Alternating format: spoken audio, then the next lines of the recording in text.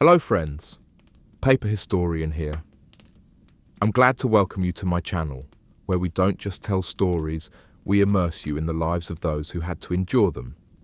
In today's video, we'll step into the fog of Victorian London, not the polished detective novel version with sharp suits and brilliant deductions, but the real thing, a city of soot and sewage, where police work meant guesswork, justice meant hypocrisy, and survival often depended more on gin than on law.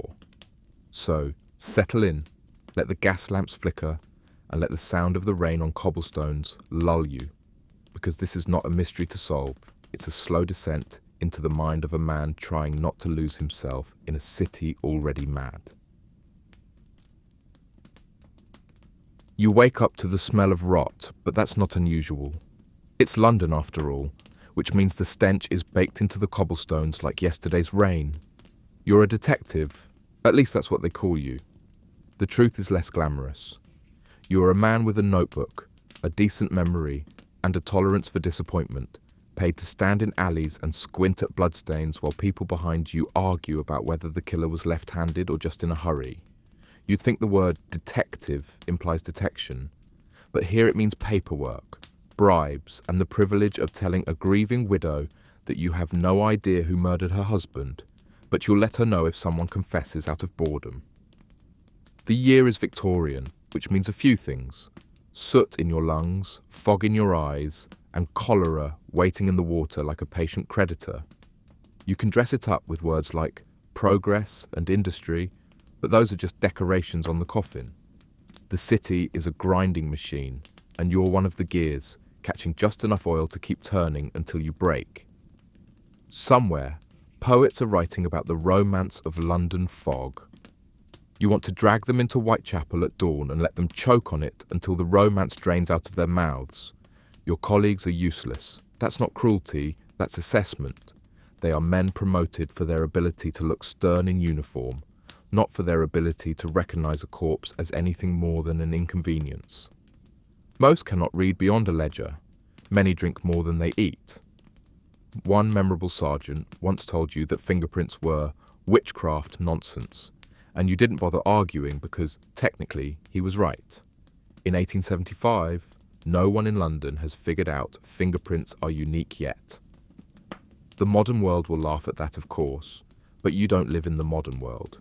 You live in one where the average investigation consists of asking the neighbours if they saw anyone suspicious, and if the answer is no, the case goes into a drawer until rats eat the paperwork. Take, for example, the murder of Mary Ann Nichols. Strangled, throat cut, body left in Bucks Row like an unwanted package. Your men arrive, poke the corpse with batons, argue about whether she was drunk or just dead, and then, after declaring her a fallen woman in tones of moral superiority, they move the body before anyone bothers to measure the scene. If you had a camera, a proper camera, not the contraptions that require 10 minutes of stillness and a prayer, you could have preserved the scene. If you had DNA, you could have swabbed the killer's hands from under her fingernails. Instead, you have a chalk outline smudged by rain and the certainty that nothing will be solved, except your growing belief that people die because London prefers it that way. The city itself is an accomplice. Streets are narrow, choked with sewage and horse manure, alleys so tight you can hear the rats negotiating their territories. Gas lamps sputter, throwing more shadow than light, perfect for men who prefer not to be seen. The fog, real fog, mixed with coal smoke and factory exhaust, blinds even those who know their own streets. You can't see your hand in front of your face, but you can feel someone else's knife at your ribs. There's no romance in it, just the constant calculation of how many more nights until your lungs finally mutiny. You walk your beat in a coat that never quite dries. The boots squelch, the notebook gets damp, the pencil smears. Witnesses lie because it's safer, suspects lie because it's fun, and your bosses lie because truth is expensive. Every murder becomes a story about morality. If the victim was poor, it was inevitable. If she was a prostitute, it was deserved. If he was rich, then maybe you'll actually be expected to find the culprit. That's Victorian justice in practice. The price of your life depends on the size of your house. There are cases you'll never forget, not because they were solved, but because they weren't. A child drowned in the Thames. Was it accident, suicide, murder? Nobody knows, because the coroner was drunk, the constables were lazy, and the mother couldn't afford to keep the inquest going. In the future, some clever pathologist could tell you in an hour whether water was in her lungs before or after death. In your time, you get a shrug and another name buried in mud. Another case. A man found stabbed in a tavern, 3 witnesses swearing they saw nothing, even though the tavern was smaller than a coal cellar. If you had CCTV, you'd replay the footage and know in seconds which one lied. Instead, you note down cause of death, unknown, which is true in every sense of the word. Your tools are laughable. You have a magnifying glass, though what you expect to see with it, besides dirt, is questionable. You have your eyes, which water constantly from the smoke. You have your nose, which is useless in a city that already smells of decay. No gloves, no masks, no sterile anything. Blood gets on your hands, on your clothes, on the bread you eat at lunch. You don't wash it off with sanitizer, you lick your fingers, drink another pint, and hope your stomach is stronger than the disease crawling up your sleeves. The press doesn't help.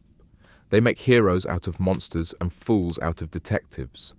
They call killers phantoms and fiends, printing lurid illustrations that sell papers and terrify people into believing London is haunted by demons. You know the truth. London is haunted by men with knives and the knowledge that no one will catch them. When you protest, the papers call you incompetent. You don't argue, they're right. You are incompetent, but not by choice. You were simply born in the wrong century. Your day ends like it began, with disappointment. A suspect slips away because no one can describe his face. A body rots before you can gather evidence that will never matter. A family weeps in the dark while your superior insists the case is closed for lack of progress.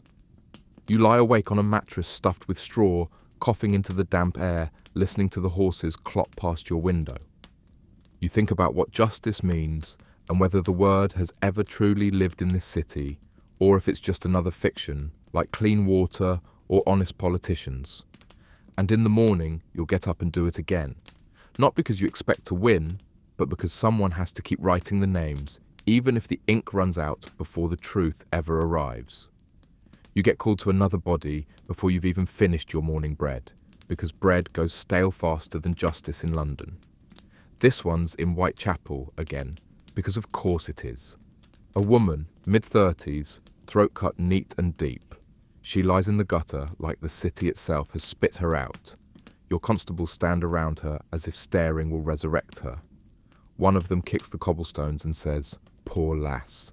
Another says, "Well, she was no angel." And that's the investigation done. If you had a fingerprint database, you could lift a print from the knife thrown into the trash heap 2 alleys away.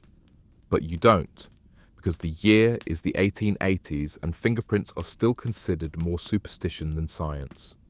You settle for writing "murder weapon, sharp blade" in your notebook, which could describe half the objects in the city, from butcher's knives to broken glass. If someone ever invents DNA testing, her killer will be caught in an afternoon. In your time, he's already gone, and the blood drying on your cuffs will be the only thing that remembers him. The bosses want results, of course, but results they can put in the paper, not results that actually help anyone. They prefer neat answers. If you can pin the murder on a vagrant, that's good enough. Nobody important will ask questions.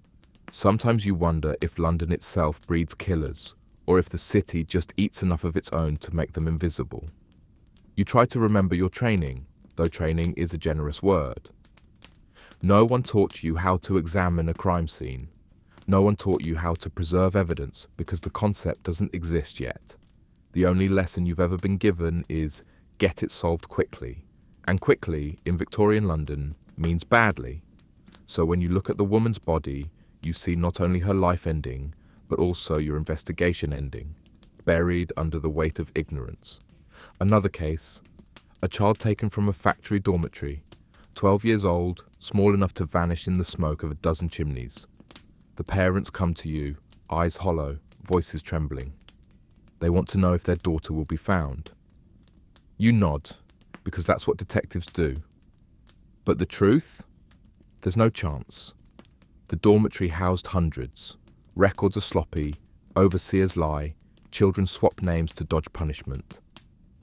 You can't even be sure the missing girl ever existed beyond her mother's memory. If you had CCTV, you'd watch the grainy footage of a man leading her away, follow his face across cameras until he walked into the station himself. Instead, you walk alley to alley, showing a charcoal sketch that looks like every child in London, and everyone shrugs. The case fades like steam off the river. Your colleagues don't help. One believes phrenology, the idea that bumps on a man's skull can tell you if he's a criminal. Another insists he can smell guilt, as if men exhale their sins. You want to laugh, but laughter dies quickly here. So you keep your mouth shut, knowing the city will provide another body soon enough to wipe this one away. The city loves its bodies. They come daily, floating in the Thames, stabbed in gin houses, frozen in alleys. Each one gets a cursory glance, a coroner's note, a quick burial. The morgue smells like despair salted with lime. Modern investigators would wear gloves, masks, and carry cameras. You carry nothing but a notebook already soaked through with rain, the ink bleeding like every promise you've ever made to a grieving family. There was one case, a merchant's wife beaten to death in her drawing room, that nearly broke you. The husband swore he was away on business, but his boots carried mud from the very street where she was found. Mud doesn't lie. You pointed this out to your superior. He waved it off. Too wealthy, he said. Bad for appearances. So the case was closed, death by intruder unknown, and the husband remarried within the year. If you had luminol, you could have lit up his house in a ghostly glow of blood traces. If you had fibre analysis, you could have matched the rug hairs to his coat. Instead, you have nothing. You carry that nothing with you, heavy as a stone, heavier every year. You've begun to see the city itself as one giant crime scene. The soot on the walls hides evidence. The fog erases trails. The overcrowding ensures a killer can walk through a crowd and vanish into anonymity. 1,000 suspects and none. You know that if a murder happens in a street packed with 30 witnesses, you will get 30 versions of the truth, each one warped by gin, bias, or boredom. You would kill for a fingerprint match or a grainy camera shot. Instead, you get gossip and contradictions. And then there are the laws. Laws written not to protect the poor, but to keep them in their place. A man can beat his wife nearly to death and be fined less than a pickpocket. Children work 14-hour shifts until they collapse. But if they steal bread, the magistrate makes a speech about morality and sends them to prison. Murder is rare among the rich because they can afford to settle their disputes with lawyers instead of knives. Murder is common among the poor because the city demands blood from them daily and never gives anything back.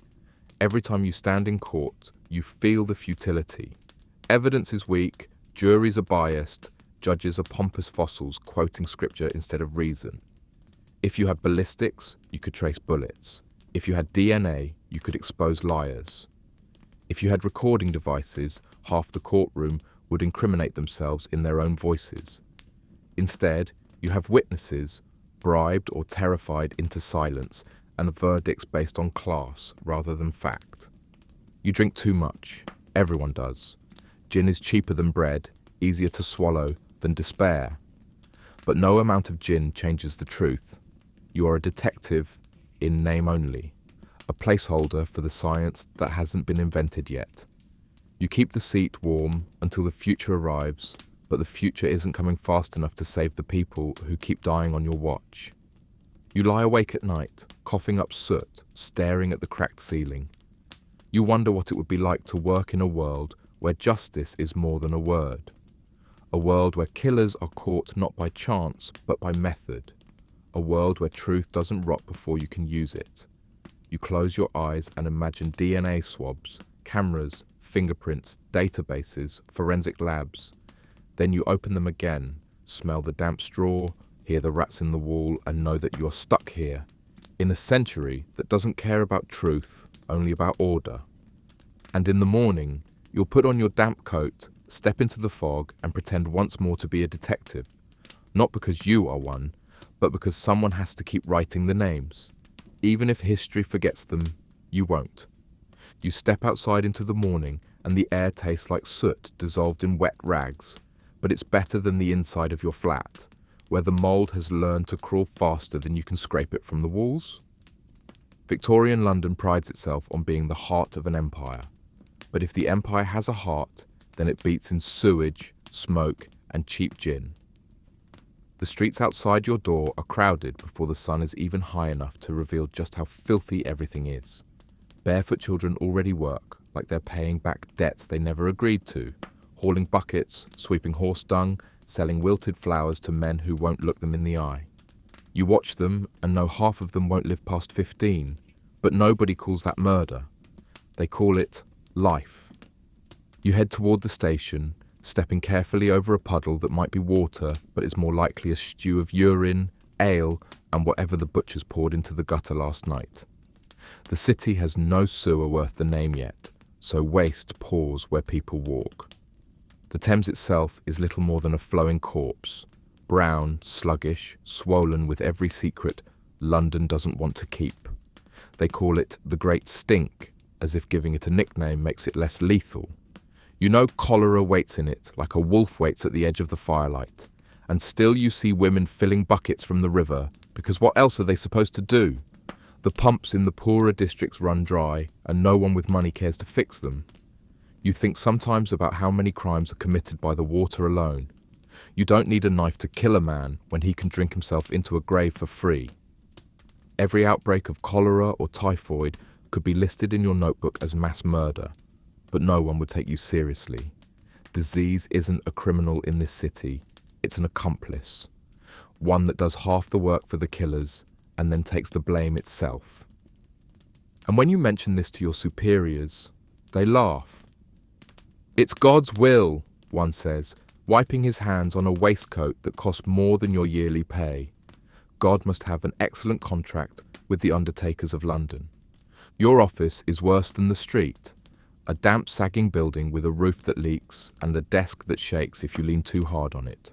Papers pile up, not because you're overwhelmed, but because the rats prefer them dry, and apparently it's your duty to provide reading material. Your fellow detectives shuffle in, some stinking of gin, others of opium, most of failure. They talk about cases with the air of men discussing the weather, as if dead children in alleys are as inevitable as rain on Sundays. One brags that he closed a burglary case by arresting a man who was always hanging about. That's the standard. Always hanging about. Forget motive. Forget evidence. If you're poor and nearby, you're guilty. If you're rich and guilty, you're innocent by divine right. The laws make it worse. Half your job is enforcing rules that make no sense to anyone but the people who write them. A man can be whipped for stealing a loaf of bread, but praised for sending his son to the factory until his spine bends. Women can be jailed for prostitution, while their customers sit on juries. Children under 10 are technically not supposed to work, but nobody enforces it. Because if children stop working, the factories will stop churning, and God forbid the empire slow down its endless hunger for soot and profit. You write names in your notebook, but you know the system prefers numbers. How many fines collected, how many arrests made, how many examples set. The numbers don't care if the wrong man pays. On your way to a crime scene, a stabbing behind a gin palace, you pass a workhouse, its gates wide enough to swallow whole families. Inside, men and women labour like beasts for food so thin it barely counts as a meal. They say it's charity, but you know better. It's punishment disguised as generosity. If you are poor, the city wants you to suffer, not survive. And if you die in the process, that's one less mouth for the overseers to scowl at. You think of how many cases you've been called to where a man starved, where a woman's body was found curled around nothing but bones. Natural causes, the coroner writes. Nothing natural about it. Starvation is just another kind of blade, wielded by people in wigs who never have to see the faces of the ones they kill. At the crime scene, you find what you always find. Too many people, too few facts, and far too much noise. The dead man lies in the mud, throat open, eyes still wide as if surprised to find out how cheap his life really was. Witnesses crowd the alley, eager to tell stories, most of them lies. One swears he saw the killer wearing a green coat. Another says it was blue. A third says there was no coat at all, only a shadow that smelled of gin. You try to record it, but your pencil breaks and the rain smears the page, so you end up with a half-formed sketch of a man who could be anyone, which is what all your sketches end up looking like anyway. You can't test the blood for anything. You can't lift a fingerprint from the knife left behind. You can't follow footprints because the mud is layered with hundreds of others from the people who trampled the scene before you even arrived. If you had modern tools, this would be solved in a day. The DNA under the victim's nails would point to the killer. The CCTV from a street corner would show his face. A single search of a database would spit out his name. Instead, you have mud, noise, and the bitter certainty that you're writing another entry in a book no one will read. You step back and look around. The crowd has already moved on. They don't care about justice, they care about spectacle. A body is entertainment, something to talk about over ale. Justice is an abstract word, too expensive to be purchased by people who can barely buy bread. You feel your stomach tighten, not from hunger, but from the realization that your work means less than the rats chewing on the edges of your boots. At least the rats get results. Later you walk home through streets clogged with horse-drawn carriages, each one flinging filth onto the cobblestones. The wealthy roll past in cushioned seats while the poor limp beside them, coughing blood into rags. You pass a woman giving birth in the gutter because she can't afford a midwife, and two constables walk by without stopping because that isn't their concern.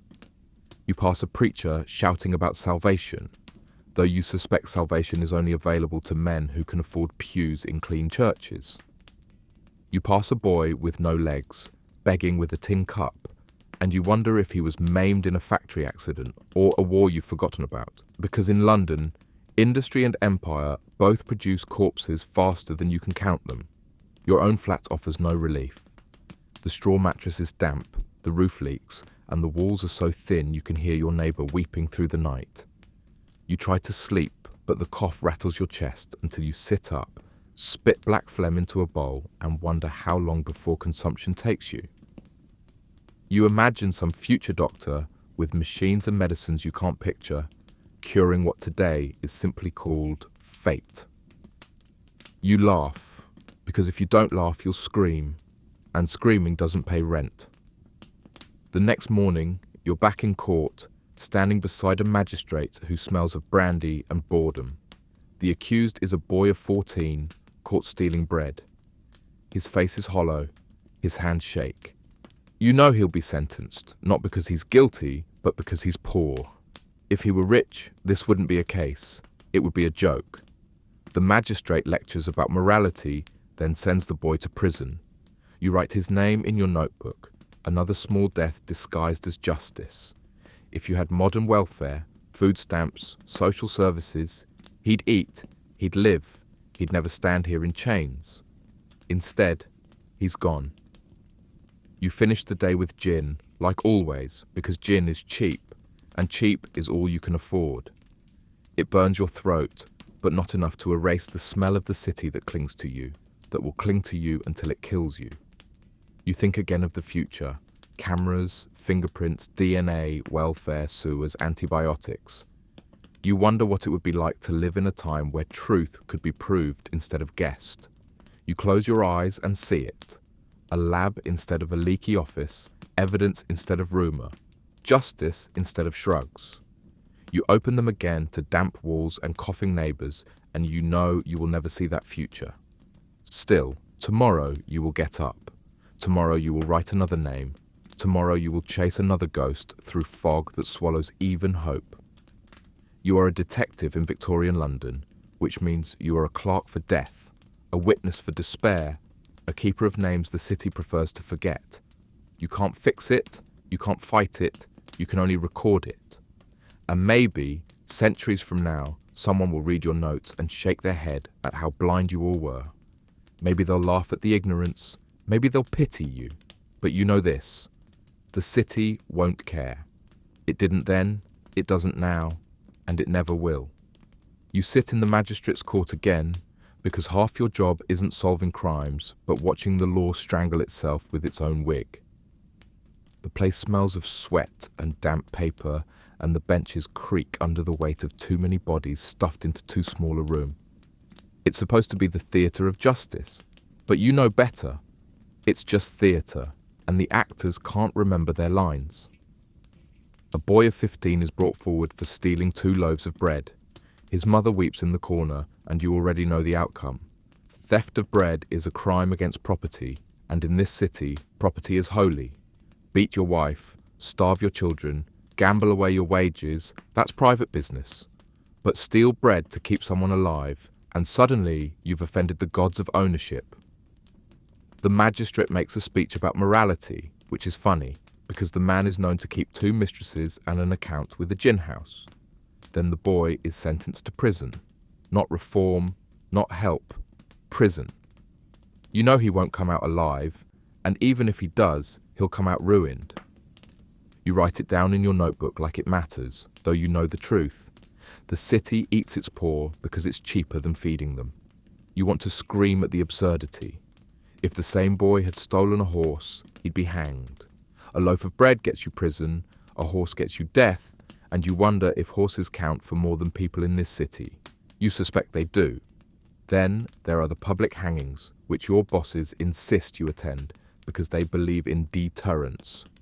Deterrence looks an awful lot like entertainment. Crowds gather early, hawkers sell pies and gin, and children climb lampposts to get a better view. The condemned man, usually young, usually poor, is marched up with a rope around his neck, and the crowd jeers or cheers depending on their mood. They call it justice. You call it a carnival of despair.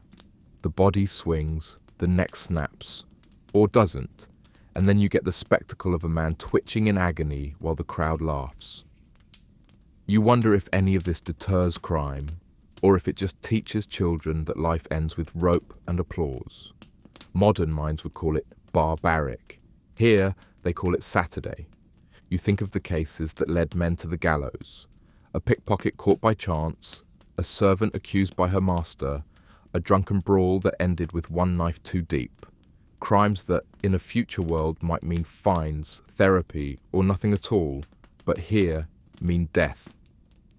Meanwhile, the real criminals, politicians pocketing money, factory owners grinding children into dust, landlords squeezing families into airless basements, sit in pews and congratulate each other on maintaining law and order.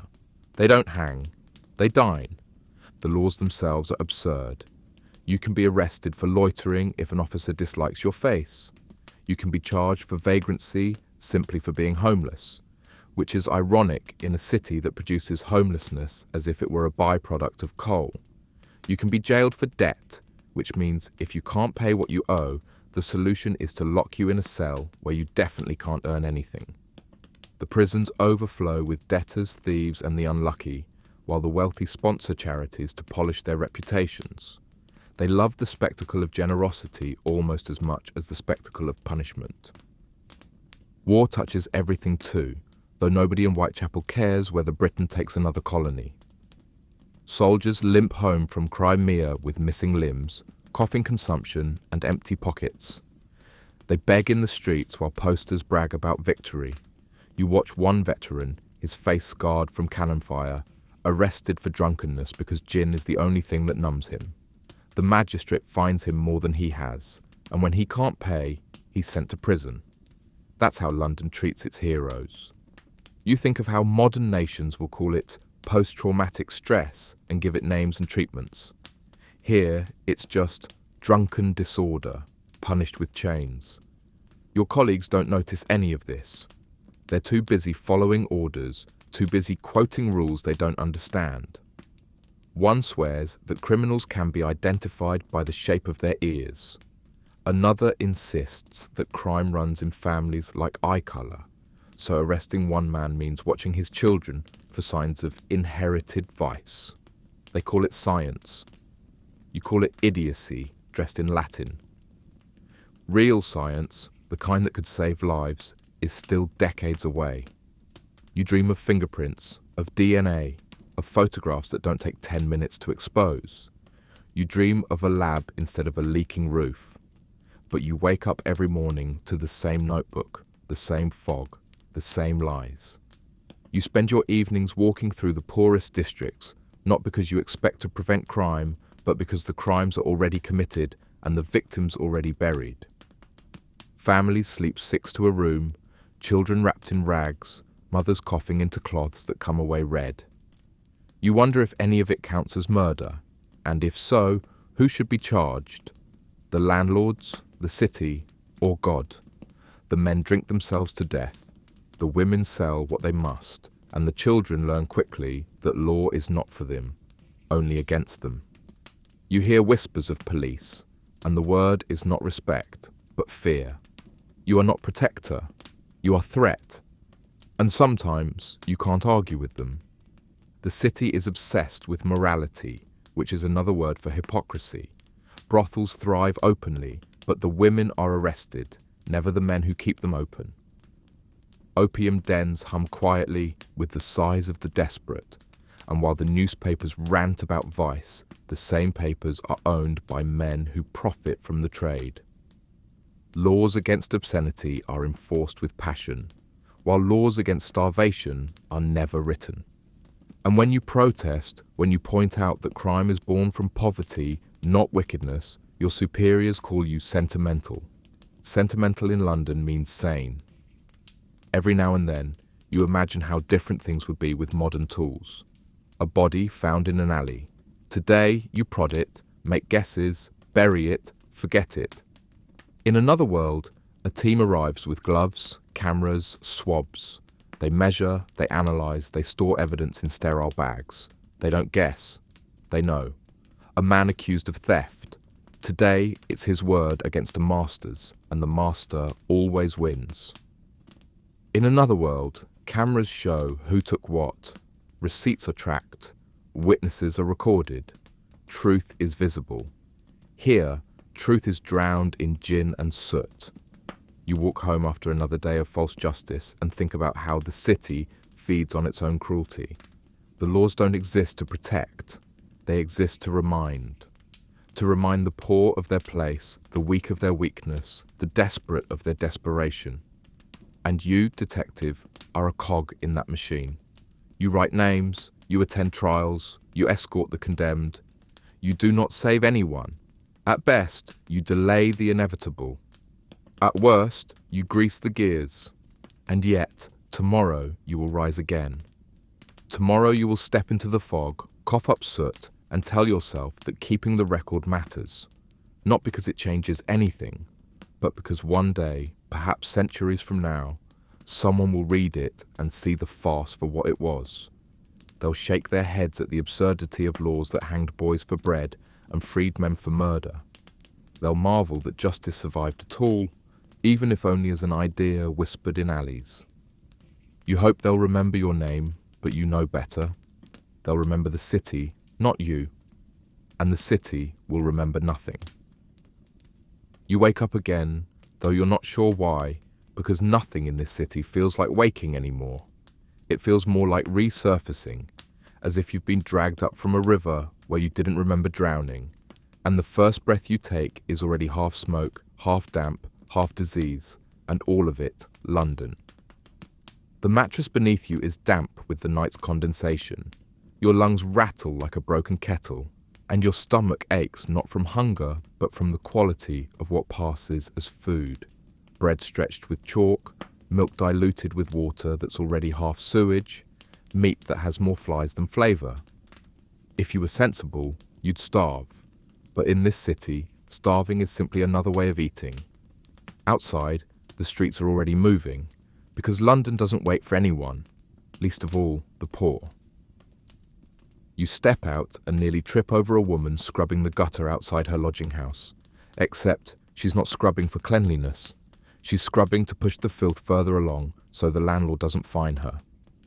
Children swarm, barefoot and half naked, hauling coal in baskets bigger than themselves, coughing until their small bodies shake like bells rung by invisible hands. You want to call it cruelty, but here they call it industry. Factories don't care how tall you are as long as you can fit between the machines, and every lost finger is just proof that you're working hard enough. You walk toward your office and past the usual sights, each one a crime scene that will never be written down. A man lies in a doorway, eyes glassy, lips blue. People step over him. You glance once, long enough to know he's not sleeping, but you don't stop because nobody else does. To stop would mean admitting the city is killing its people one by one, and the city doesn't like confessions. You pass a girl selling wilted flowers, her hands raw and red from the cold, her voice cracking as she begs men in fine coats to buy something they don't need.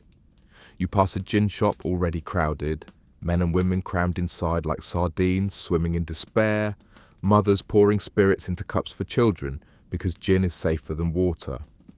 You want to say it's a sin, but what's worse, gin or cholera? You think about how depression isn't a word people use yet. They call it melancholy, or a nervous disposition, or weakness of the soul. You know better. You see it everywhere. It's the way people stare at their boots instead of the sky. It's the way laughter only comes after gin, never before. It's the way every morning looks exactly like every evening, and the only thing that changes is how deep the wrinkles run in a man's face. People aren't living, they're decaying, and the city calls it progress. At the office, your colleagues shuffle about with the enthusiasm of corpses waiting for their funerals.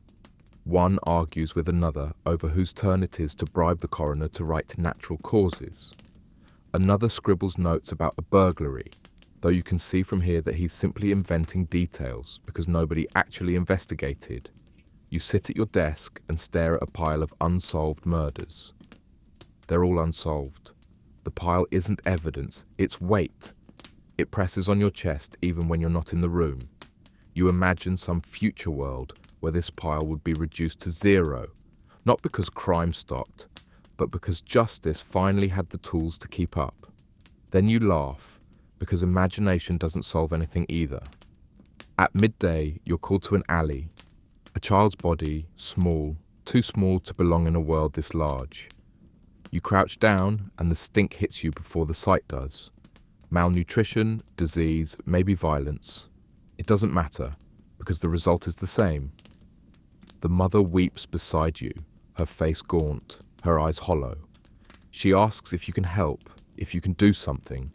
You want to tell her you can't, that nobody can, that her child died not because of crime but because of the city itself. But you don't.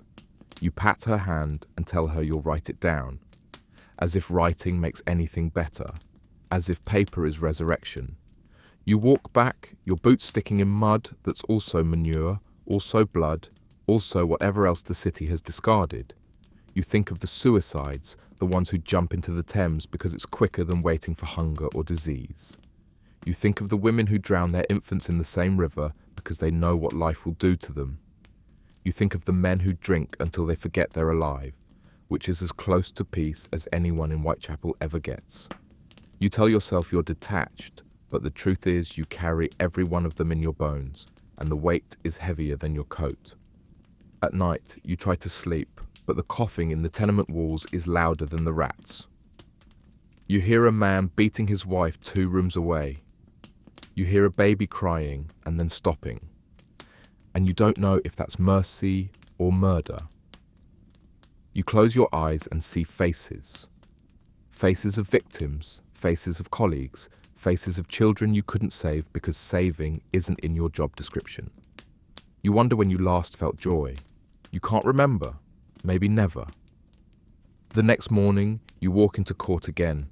A woman stands accused of prostitution. She stares at the floor as the magistrate lectures her about morality. You glance at the men in the gallery, some of whom you know have paid her, and none of whom will ever be called to account. She's fined more than she'll ever have, and when she can't pay, she'll rot in prison. You want to shout that her crime isn't prostitution, her crime is poverty, but nobody listens to detectives when they sound human. So you write her name in your notebook and add it to the pile. You pass another workhouse on your way back. Inside, families are separated by sex, children split from their parents, all of them treated like livestock, too stubborn to die quietly. You see their faces at the windows, pale and hopeless. They look at you as if you might save them. You keep walking because you can't. You remind yourself you're a detective, not a savior. The difference is important, though you hate yourself for knowing it. And all the while, the depression grows. Not just in them, in you. You stop dreaming, because dreams feel like lies. You stop hoping, because hope is another word for disappointment.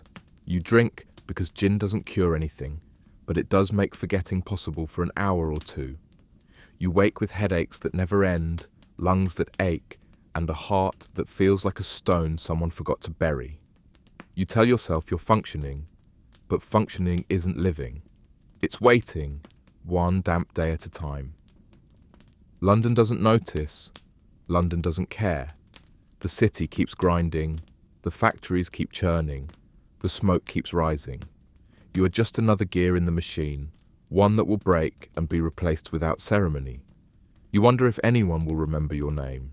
You doubt it, but you keep going, because what else is there to do? You wake one morning, if you can call it waking, because it feels more like you've been shoved reluctantly back into consciousness, like the city itself shook you by the collar and said, "Not dead yet, keep moving," and you obeyed because what else is there to do? Your head throbs with the steady pulse that doesn't feel entirely your own. Your lungs cough up soot before you've even put boots on, and your hands shake just enough to make you wonder if it's giant tremors, exhaustion, or the beginning of something worse. Something that whispers about padded cells and locked doors. The line between detective and lunatic feels thinner every year, and you've started to suspect that the only real difference is which side of the notebook you're holding. Work doesn't wait, of course. It never does. A summons to a stabbing in Spitalfields drags you through the fog, the kind that clings to your coat like regret, and you find the body slumped in a passageway, blood pooled in patterns you know you'll never make sense of because patterns require method, and method requires tools, and tools don't exist yet. You look at the corpse and wonder not who killed him, but why you still care. Because even caring feels dangerous now, like it's taking pieces of you with every glance. You remember once thinking that each case mattered. Now you know the truth. Each case just chisels another crack in your sanity. The constables chatter around you, useless as always, one joking that maybe the man fell on his own knife, another insisting it was probably the Irish. You don't bother correcting them because correction doesn't change anything. You make your notes, your illegible scrawl on paper that will dissolve in the next rain, and you leave. On the way back, you pass Bedlam. The gates leer at you, and you find yourself staring too long at the barred windows. Inside, they say, the mad scream all day. And crowds pay to hear them, like theatre without costumes. You imagine yourself in there, coughing into straw, ranting about evidence and truth to doctors who believe melancholy is cured with leeches and chains. You shiver and walk faster. But the thought doesn't leave. It follows you back to your flat, seeps into your dreams. You picture yourself strapped into one of those contraptions, dunked in freezing water until your teeth chatter so hard they crack, the physicians nodding solemnly as if barbarism was science. They call it treatment. You call it torture. You call it what you already feel every day, only with more iron. The more you see of the city, the more you know it would eat you without hesitation. You already fit the profile. Insomnia, tremors, despair, a tendency to mutter to yourself. Another year of this, and maybe your colleagues will drag you there themselves. The cases don't help. A child found in a ditch, her face blue with cold. A mother accused of poisoning her own husband with rat paste, though you suspect he drank himself to death years before. A man hanged for theft while his employer laughs in the gallery. Each one scratches at your skull, and you have no way to file them neatly away. You don't have closure, you don't have resolution. You have endless threads knotted into one heavy rope around your mind. You think, briefly, about letting it slip, about loosening your grip on this world.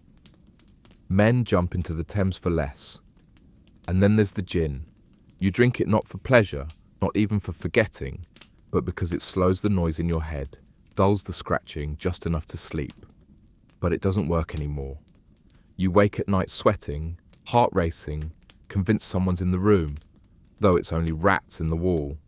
You hear voices sometimes, snatches of witness statements, children crying, magistrates barking nonsense, and you don't know if they're memories or inventions.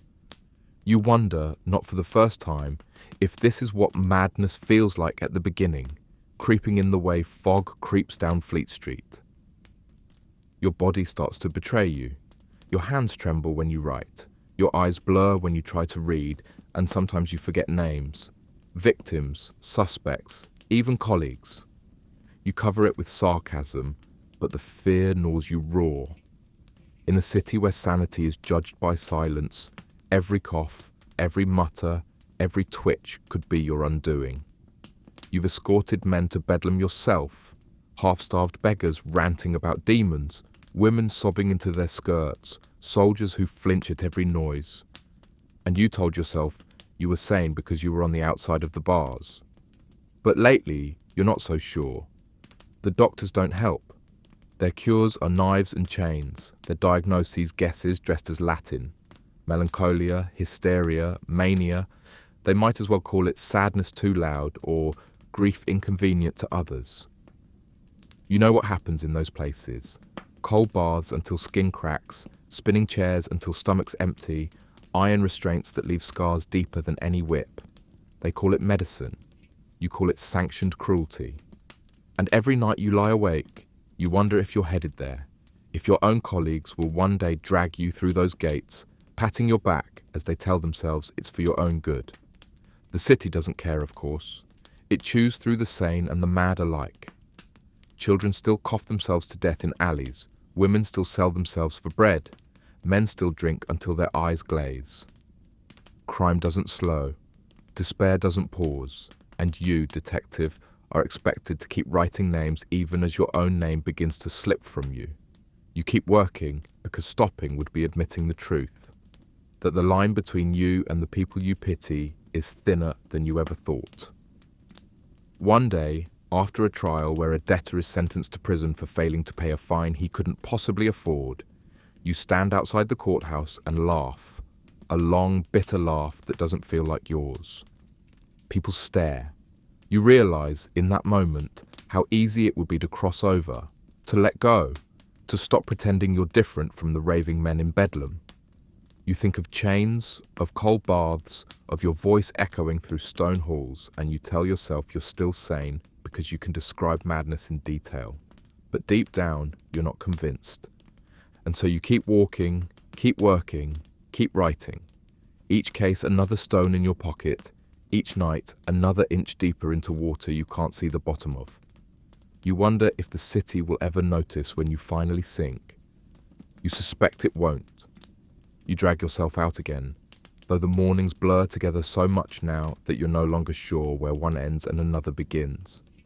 It's all the same endless procession of damp cobblestones, coughing children, men slumped in doorways, women hiding bruises beneath shawls, and magistrates waving gavels like scepters of stupidity.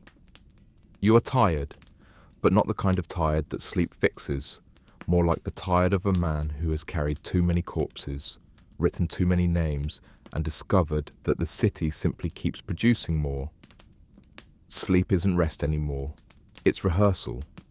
The cases you handle don't even register as cases now. They're repetitions, endless variations on the same theme. A knife in Whitechapel, a child beaten by a stepfather in Lambeth, a woman fallen from a window, though everyone knows it was her husband's fist, a debtor starved in his cell, each one predictable, each one suffocating in its sameness, and you realise that you could close your notebook forever and London would continue as it always has. Dirty, cruel, indifferent. You were never the difference. You were only the witness. At night, the dreams are worse. You see Bedlam again, always Bedlam, its barred windows glowing faintly in the moonlight like a warning or a promise. You dream of chains clinking, of cold baths, of voices shouting scripture while you drown slowly in icy water. Sometimes you wake with your arms wrapped around yourself so tightly that you've cut off your own circulation. Sometimes you wake screaming and you wait in the dark, heart pounding, for the knock at the door. The colleagues come to escort you, smiling grimly, saying it's for your own good. It hasn't come yet. But the fear is constant, and fear itself is the first chain. You watch your colleagues, those drunkards and fools you used to scorn, and you realise they've found their own ways of surviving. Gin, gambling, cruelty, each one a shield against the absurdity. And then you see your reflection in the window of a gin shop, and you realise you've become one of them, that your shield is no better, just quieter. You carry despair like a badge, and it corrodes you more than any blade. The city itself feels like an asylum, only without the locked gates. The poor are the inmates, babbling in alleys, starved in their workhouses. The rich are the wardens, pretending that cruelty is treatment. And you, detective, you're the nurse with a notebook, scribbling symptoms while the patients rot. You don't save anyone. You only observe, and your observations vanish as quickly as the ink dries. And then it dawns on you, one damp morning while trudging through the fog near Smithfield, past the butcher stalls dripping with blood. There is no real difference between the people you arrest, the people you pity, and the man you see in the mirror. The thief steals bread because hunger gnaws him raw. The prostitute sells herself because the workhouse would kill her faster. The drunk lies in the gutter because sobriety is unbearable here. And you? You keep notes and call it duty because the alternative is screaming. You are all coping. You are all guilty. You are all condemned. A modern age, centuries away, will laugh at this. Will call it primitive, barbaric, tragic. They will boast of fingerprints and DNA, of social services and psychiatry, of laws that punish the powerful instead of the weak. They will look back at you with pity, maybe even contempt. But you know the truth. They will inherit their own cruelties, their own hypocrisies, their own prisons. The tools will change, but the grindstone will remain. You stand in the fog, notebook in hand, and you realise that you have no grand conclusion, no final triumph, no last case to solve. You are not a hero, not even an anti-hero. You are a tired man in a tired city, recording deaths that won't be remembered, writing truths that won't be read. The work will outlast you, but not because it matters, because despair is the only inexhaustible resource London has ever had. And if, years from now, someone asks you what it was like to be a detective in Victorian London, you will not hand them romance or glory. You will hand them this: the smell of sewage in your lungs, the sound of coughing in tenement walls, the sight of children buried before their teeth grew in, the taste of gin pretending to be medicine. You will tell them that you worked, you watched, you wrote, and the city didn't care.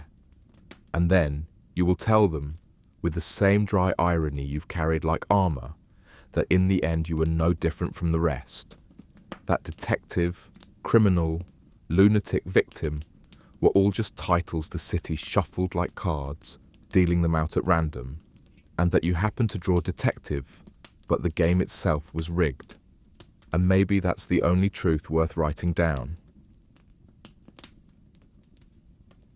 You learn early that being a girl in Victorian England is like being a particularly decorative teapot, admired at a distance, handled by other people, and expected to pour without complaint. The only meaningful difference is that when a teapot chips, somebody throws it out, whereas when you chip, somebody blames your character, your upbringing, your hemline, and your hormones in that order. Your mother teaches you the curriculum that matters, piano enough to suggest refinement but not ambition, embroidery enough to mummify afternoons without producing anything anyone needs, French enough to pronounce menu items a butler will read for you anyway, and, above all, silence in society, which is not an absence of speech so much as a costume for it. Your father handles the rest: ledgers, letters, arrangements, the solemn mathematics of daughters. When he says prospects, he does not mean yours. Courtship, as the novels tell it, is a poem. In practice, it is an industry with printed forms. Calling cards arrive the way unpaid bills do, at once hopeful and ominous. A gentleman presents his name like a bid at auction. Your mother reads the watermark, your father notes the address in Kensington versus Camberwell, and your aunt remembers whether his late uncle drank himself into an early plot. Nothing about you is required beyond being presentable, which is to say painted in the palette of the angel in the house. Pale, pliant, opinionless, a melody played under the conversation rather than in it. If a man wishes to pay a call, he does so under a chaperone's eye. Even your laughter is escorted. Dances are spreadsheets with violins. Partners rotate with the accuracy of railway timetables and look at you as a man looks at an estate, calculating drainage, soil, and yield. Your corset pinches until thought itself becomes an extravagance, which is fortunate, because the thoughts you are not supposed to have would be considered treason. Ladies' conversation covers flowers, weather, charitable bazaars, and the entertaining rumour that Mrs. So-and-so was seen walking unchaperoned in Hyde Park at the shocking hour of nearly noon. The men speak of business and Parliament and the Negro question, as if the world were their drawing room, with a map thrown on the carpet for target practice. No one asks you what London should be. They ask whether you prefer lemon or ratafia. A cousin sues a suitor for breach of promise after he breaks an engagement, and the papers turn it into a comedy in which a woman's honour is a punchline and damages are a dowry by other means.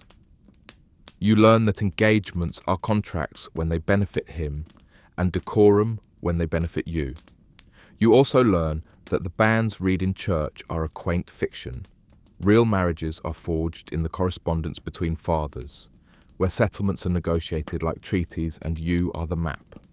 When the offer comes for you, it arrives the way weather does, with polite notice and no say in the matter. He is older by a decade and a half, which in romantic language is established, and in arithmetic is nearly your mother's age. He is respectable in the sense that no one has ever respected him enough to contradict him. He owns a townhouse whose windows look like eyelids, and a country place whose lawns look like obedience. Your mother calls him steady, your father calls him sound, and your aunt, who once read Mary Wollstonecraft by mistake, calls him inevitable. You are congratulated until gratitude becomes a choreography, when you ask quietly, very quietly, whether you might. Not, the room goes still with a disappointment that feels like weather too. The wedding happens to you rather than with you. White dress, orange blossoms, a veil that lets you pretend for 20 minutes that you are a ghost observing another girl's life from a comfortable distance. There is a sermon about obedience that pretends to be about love, and vows that bind your voice to his like a foot to a stirrup. There is a wedding breakfast you are too frightened to taste. There are gifts inscribed to Mrs. His Name, which is a preview of your legal future. You once were a person, you are now a clause. Coverture is explained to you by a solicitor as if he were offering a lullaby. Upon marriage, he says, dabbing his spectacles, a woman's legal identity is subsumed into that of her husband. Subsumed feels like drowning with grammar. What it means in practice is that your property becomes his property. Your wages, should you be vulgar enough to earn them, become his wages. Your children, when they come, become his children so completely that if he wakes one morning and decides you shall never see them again, the law will call it his prerogative and your emotion. He does not need to strike you. The statute book does it for him. Later, acts with beautiful names, Custody of infants, married women's property, will nibble away at the bars of the cage, but you marry before the locksmith arrives. And for now, the door clicks neatly shut. Marital love, in acceptable conversation, is a bouquet. In the bedroom, it is an entitlement with a timetable. You discover on your wedding night that consent can be a ceremony rather than a feeling. The law agrees. When you try to explain to yourself the sensation of being visited like a room no one asked permission to enter, language ducks its head and excuses itself to the corridor. Later, when you bleed, and then don't, and then wake with your stomach already practicing. For the blunt fact of motherhood, women congratulate you as if they had handed you a medal you earned for standing still. You discover morning sickness is an irony. It has ambitions at every hour. The doctor prescribes air and quiet, and a diet of patience. The midwife tells you, sotto voce, where to hide a penny in your palm to fool fate. Neither of them mentions that your odds in childbirth are a negotiation with a century that has sterilized nothing and anesthetized very little. Pregnancy rearranges your body and your value. The world smiles at you now with the fond interest men reserve for mares. Should the worst happen in a bedroom that smells of blood and carbolic acid, a baby that arrives without breath, a fever that arrives with a drumbeat, your husband will stand at the door like a man reading accounts, and the doctor will shrug with miserable dignity, and the house will continue after a respectable period of black, because that is what houses do. They continue. If you die, people will call you angel with a fullness of feeling they never expended on your opinions when you had them. If you live, people will call you mother as if you had been promoted, which is true only if you accept that the only promotion available to women is toward disappearance. The household is your kingdom in the sense that you may arrange flowers and servants and menus and the lives of other women who have fewer choices than you do. You learn to read balances, not as numbers, but as moods. The cook's temper is a weather system. The laundress's back is a calendar. The parlour maid's cough is a small horror that can pull down a house. Your husband expects comfort without evidence of effort. Dinner hot, children quiet, wife agreeable, trousers mended invisibly by hands that never complain. If he strikes you, the neighbours will call it unfortunate. If you complain, the magistrate will fine him less than it costs to replace a window. If he persists, the church will counsel patience, as if bruises were spiritual opportunities. You heard once of a lady who secured a separation for cruelty, which required cruelty so spectacular it could be displayed in a courtroom without anyone yawning. You keep your sleeves long. A friend whispers about women's rights, and the phrase enters your ear like a scandal and settles in your chest like a guest who doesn't leave.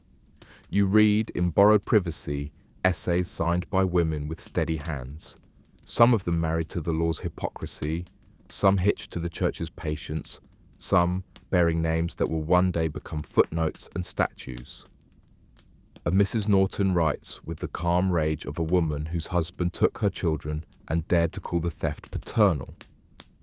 A Mrs. Butler speaks of acts that permit police to seize any poor woman whose virtue looks cheap and examine her like livestock in the name of public health. Her opposition is called immodesty by men who visit the brothels while voting against them.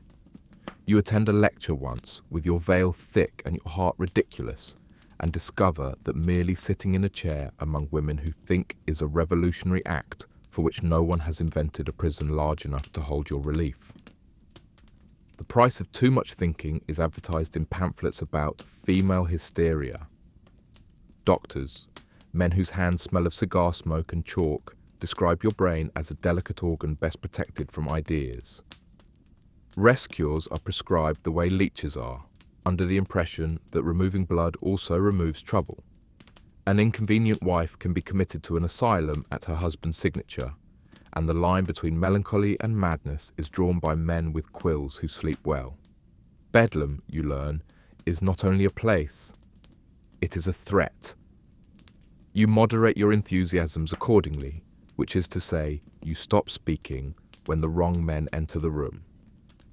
The The drawing room receives news of the new woman the way a church receives thunder. She bicycles. She reads novels that do not apologize. She writes letters to newspapers about education and property and other words designed to make respectable men choke on their soup. She works, which is to say she earns, which is to say she disturbs the arithmetic of a world built on the assumption that one man's income should suffice to silence 3 women. Older ladies call her unfeminine. Younger men call her frightening. The truth is simpler. She is a mirror held up to a century that does not wish to meet its own eyes. Meanwhile, in parishes you never see, marriage is a butcher's block without ribbons. Girls are wed to men who smell of gin and rope because better prospects are myths in neighborhoods where bread is priced like sin. Priests speak of sacrament, while women count bruises beneath bonnets.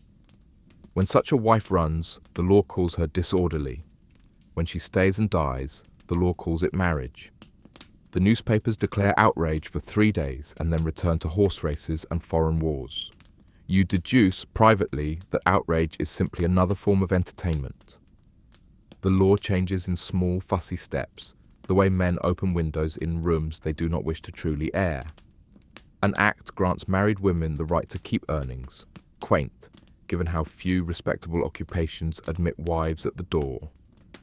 Another act allows custody of infants under certain conditions, as if motherhood were a privilege to be applied for with good penmanship.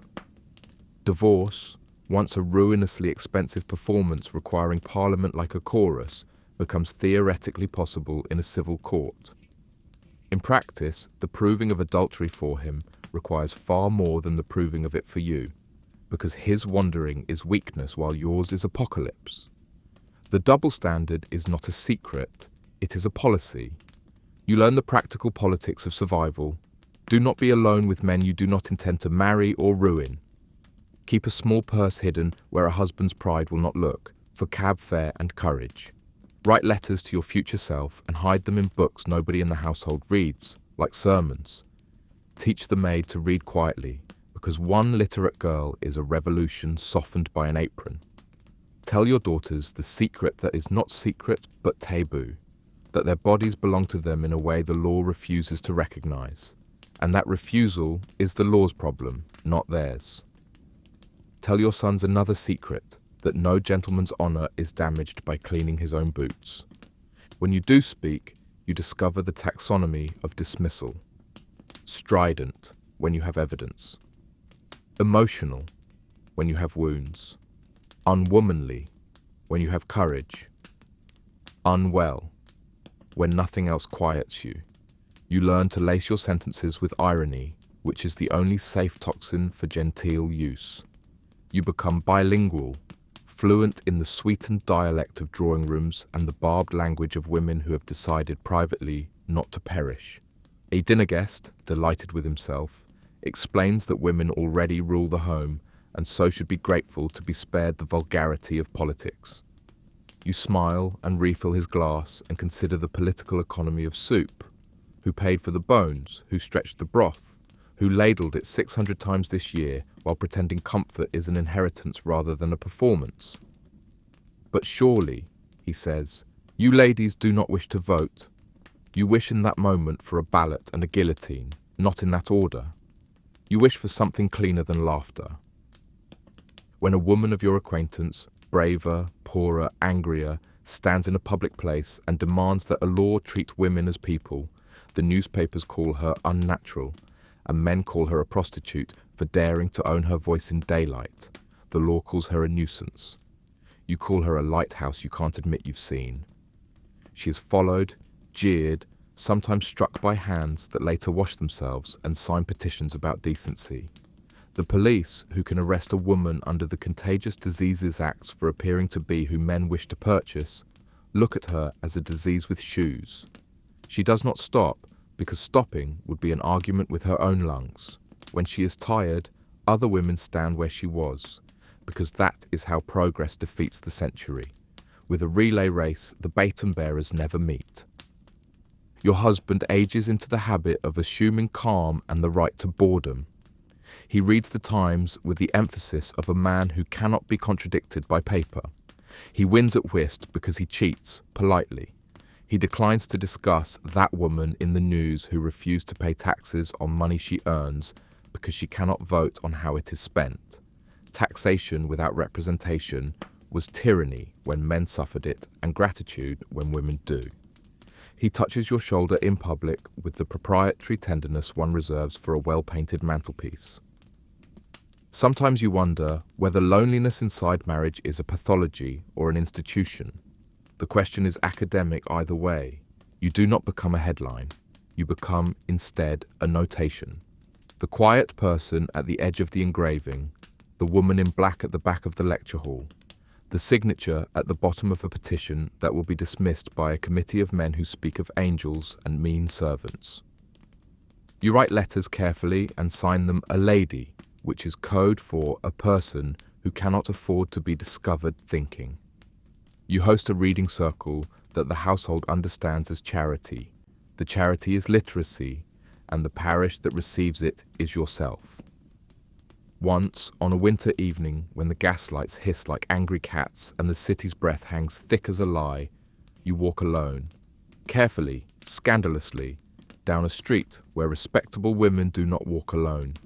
You are followed at a distance by caution and at a greater distance by danger. The shawl you wear is both garment and negotiation. A policeman glances at you and then away. His eyes have already decided who you are. A man in a hat calculates whether you are an expense or a crime. You keep your steps even and your face uninteresting and arrive home with the outrageous feeling that your feet belong to you. It is a private victory. The law will not commemorate it. Your bones will. You watch a younger woman in your family, niece, cousin, some relation produced by that genealogical sorcery which turns women into labels, learn to ride a bicycle, and the street mutters like a parish. Men make jokes with the energy of grief. Doctors publish articles about uterine damage as if freedom were a disease of the womb. The girl's skirt is rational, which is to say, designed for movement, which is to say, obscene. She returns flushed and laughing, and you experience something very like the future touching your wrist, perhaps not for you, but touching all the same. One evening, the household retires early, and you sit alone with the fire's last patients, thinking of women you have never met and will be accused of being blue stockings, radicals, suffragists, shrews, witches resurrected under new sky. You think of the girls who will read in rooms with locked doors and the wives who will hide coins in hem linings, and the widows who will discover that grief can be a key. You think of the men who will not change until the law attaches a price to their inertia. You think of the parliament that will one day contain women capable of yawning during speeches as dull as the ones men have been snoozing through for centuries. You permit yourself a smile. It feels like treason. It feels like oxygen. When you rise from the chair, the house creaks as if to remind you of the choreography that still waits.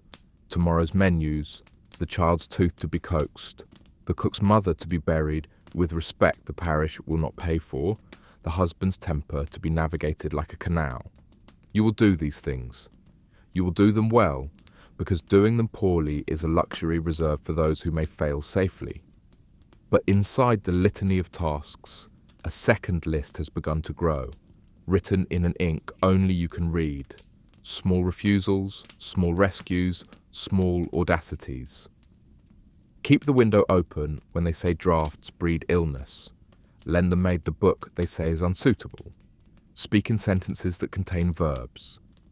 Eventually, because centuries are slower than gossip but faster than forever, the vote will come and property will be yours and the law will remember that your signature is a fact. Eventually, marital rape will become a crime and custody a right, and the asylum a place for sick people rather than inconvenient wives. Eventually, girls will read without hiding, and bicycles will be punctuation rather than scandal.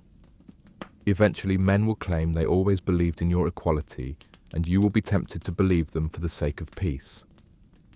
Between now and then, there is you, not a heroine, not a martyr, not a headline, but a person inventing a self. one unspectacular day at a time under a system that needs you to be furniture. So yes, you're a young woman in Victorian England, which means you're expected to be good, quiet, married, pregnant, grateful, and indoors. It means the law has opinions about your body, and the church has opinions about your soul, and the doctor has opinions about your mind, and your husband has opinions about everything else. It means the only safe rebellion is replacing the commas in your life with semicolons. So the sentence keeps moving, so you do too. And it means that when they call you an angel, you will smile the way angels must have learned to smile after centuries of hearing men explain heaven to them. If you are lucky, and luck for women here is not fortune so much as camouflage, you will live long enough to watch the century pretend it meant well. If you are less lucky, you will spend years with your face turned toward a window, counting the inventors who failed to think of you. If you are unlucky, the law will call your unhappiness a diagnosis, and your husband will call it a solution, and Bedlam will call it a bed. In any case, the fact remains. You were here, you endured, and when your granddaughter stands in a polling booth, or a courtroom, or a lecture hall without asking any man's permission, some drop of your silence will have become her sentence. In the meantime, there is breakfast to order, there is a letter from a woman you will never meet to answer carefully, there is a child to teach the word no in a world that wants it spelled not yet. There is a mirror you will regard less for beauty than for evidence that you are still the person behind the costume. And there is the small, inconvenient, undefeated idea that has taken up residence under your ribs, that you are not a teapot, however decorative, that you are neither angel nor furniture, that, inconveniently for a century which prefers its women ornamental and quiet, you are someone. You wake one morning to find that nothing has changed except that you are no longer a daughter, you are now a wife, which in practice means the list of people who can tell you what to do has shrunk from 2 to 1, but the weight of the command has doubled, and there is no polite fiction anymore that your opinion might occasionally matter. The servants, the neighbours, even the mirror all acknowledge you differently, with a nod of recognition that you have graduated from property in waiting to property in use. You serve breakfast with a smile, not because you are cheerful, but because the absence of a smile is an invitation to commentary, and commentary has a way of stretching into sermons about gratitude, duty, and the folly of discontent. The routines of married life settle in like damp that never quite dries. You are expected to manage the household as though it were an orchestra that must never sound like music, only silence. For silence is the measure of respectability. The linen must be white enough to offend the eye, the silver polished until it remembers its reflection, the nursery quiet enough to imply angelic obedience. Your husband expects the illusion that all this happens effortlessly, as if by divine machinery, and you learn quickly that visible effort is vulgar. You master the art of pretending nothing has been mastered, which is exhausting in ways no doctor will ever diagnose. Your husband attends dinners where men exchange cigars, claret, and opinions about empire, while you attend afternoons where women exchange tea, cakes, and opinions about each other. Your role is to be amiable, to inquire about Mrs. So-and-so's headaches, to admire a new shawl, to express horror at the vulgarity of suffragists who shout in the street as if their lungs were instruments instead of ornaments. You perfect a laugh that can be deployed in half a dozen registers: amused, sympathetic, embarrassed, compliant. None of them mean joy. Joy is not part of the syllabus. On Sundays you sit in church under stained glass that depicts saints and martyrs, and you wonder idly whether the martyrs felt as powerless as you do when the sermon insists that obedience is holiness, and that the greatest calling of a woman is to serve. The men nod with solemn authority as if God himself were their footman, and the women bow their heads, some out of piety, some out of fatigue. You bow too, because remaining upright would only make you conspicuous, and conspicuous women are rarely forgiven. Illness comes as a mixed blessing. Women's complaints is the polite term, though what it means is that if you are exhausted, anxious, or angry, the doctor will diagnose your womb. You are prescribed tonics that taste of metal, bed rest that feels like imprisonment, or, if you are particularly unlucky, the rest cure, which is less cure than captivity with embroidery. You are told to stop reading novels, to stop writing letters, to stop thinking so much.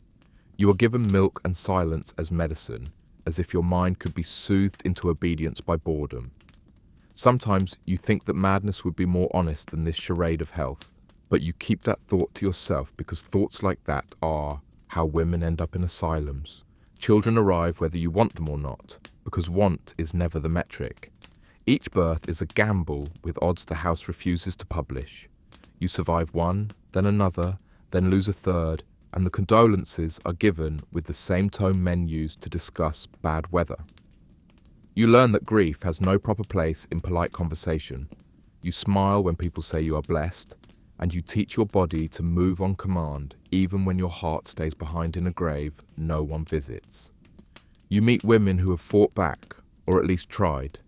They are whispered about as curiosities, freaks of character. One attended a lecture on anatomy and was asked to leave because she was distracting the male students by existing.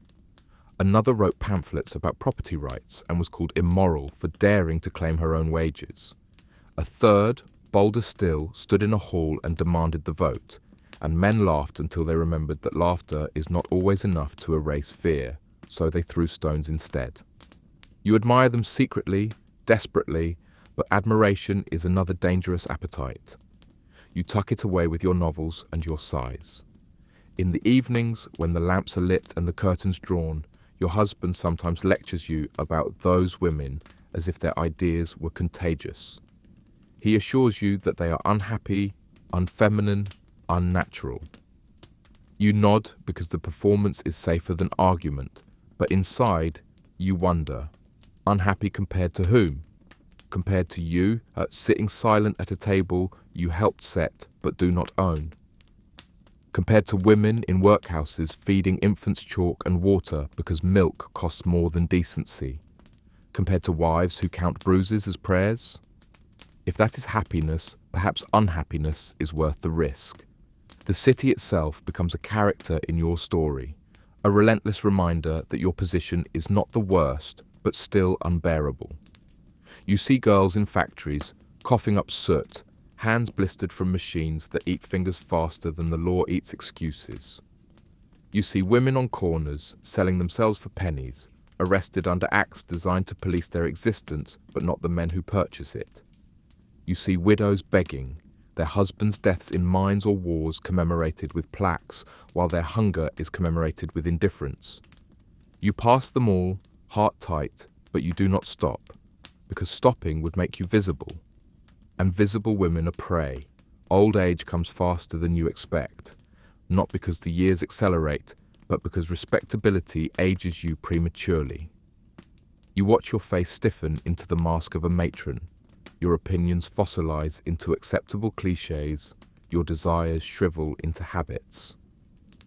Younger women begin to look at you the way you once looked at older women, with a mix of pity and impatience. You feel yourself fading into furniture, present but no longer remarked upon. Perhaps this is safety, perhaps it is erasure, perhaps the two are the same. And yet, even as the weight of your role presses you down, you find small rebellions. Lending a book to a maid, writing in a journal you keep hidden beneath linen. Teaching your daughter that silence is not always golden, but sometimes cowardice disguised as obedience. Attending, once in a blue moon, a meeting of women who speak too loudly in a rented hall, their voices shaky but determined.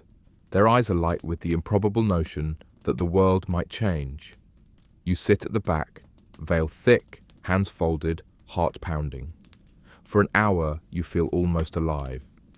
For an hour you belong not to your husband, not to your household, not even to your century, but to yourself.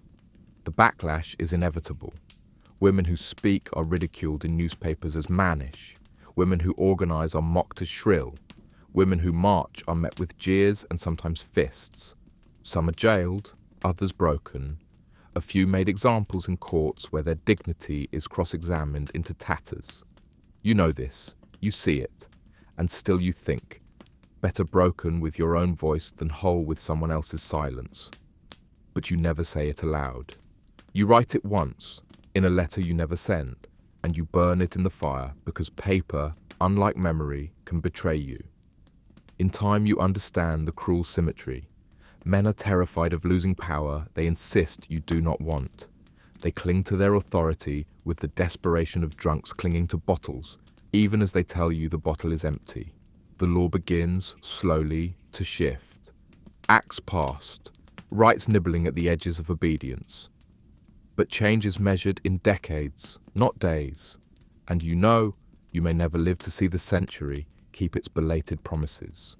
You do not fight with banners and parades. You fight with persistence, with tiny fractures in the wall, with a refusal to vanish entirely. And when, at last, you sit in your parlour, grey-haired and weary, listening to younger women argue with the same fire you buried in yourself, you smile. Not because victory is certain, it never is, but because they are still arguing. Because the fire was not extinguished, only carried. Because you, for all your silence and compromise, helped carry it too, if only by surviving long enough to hand it forward.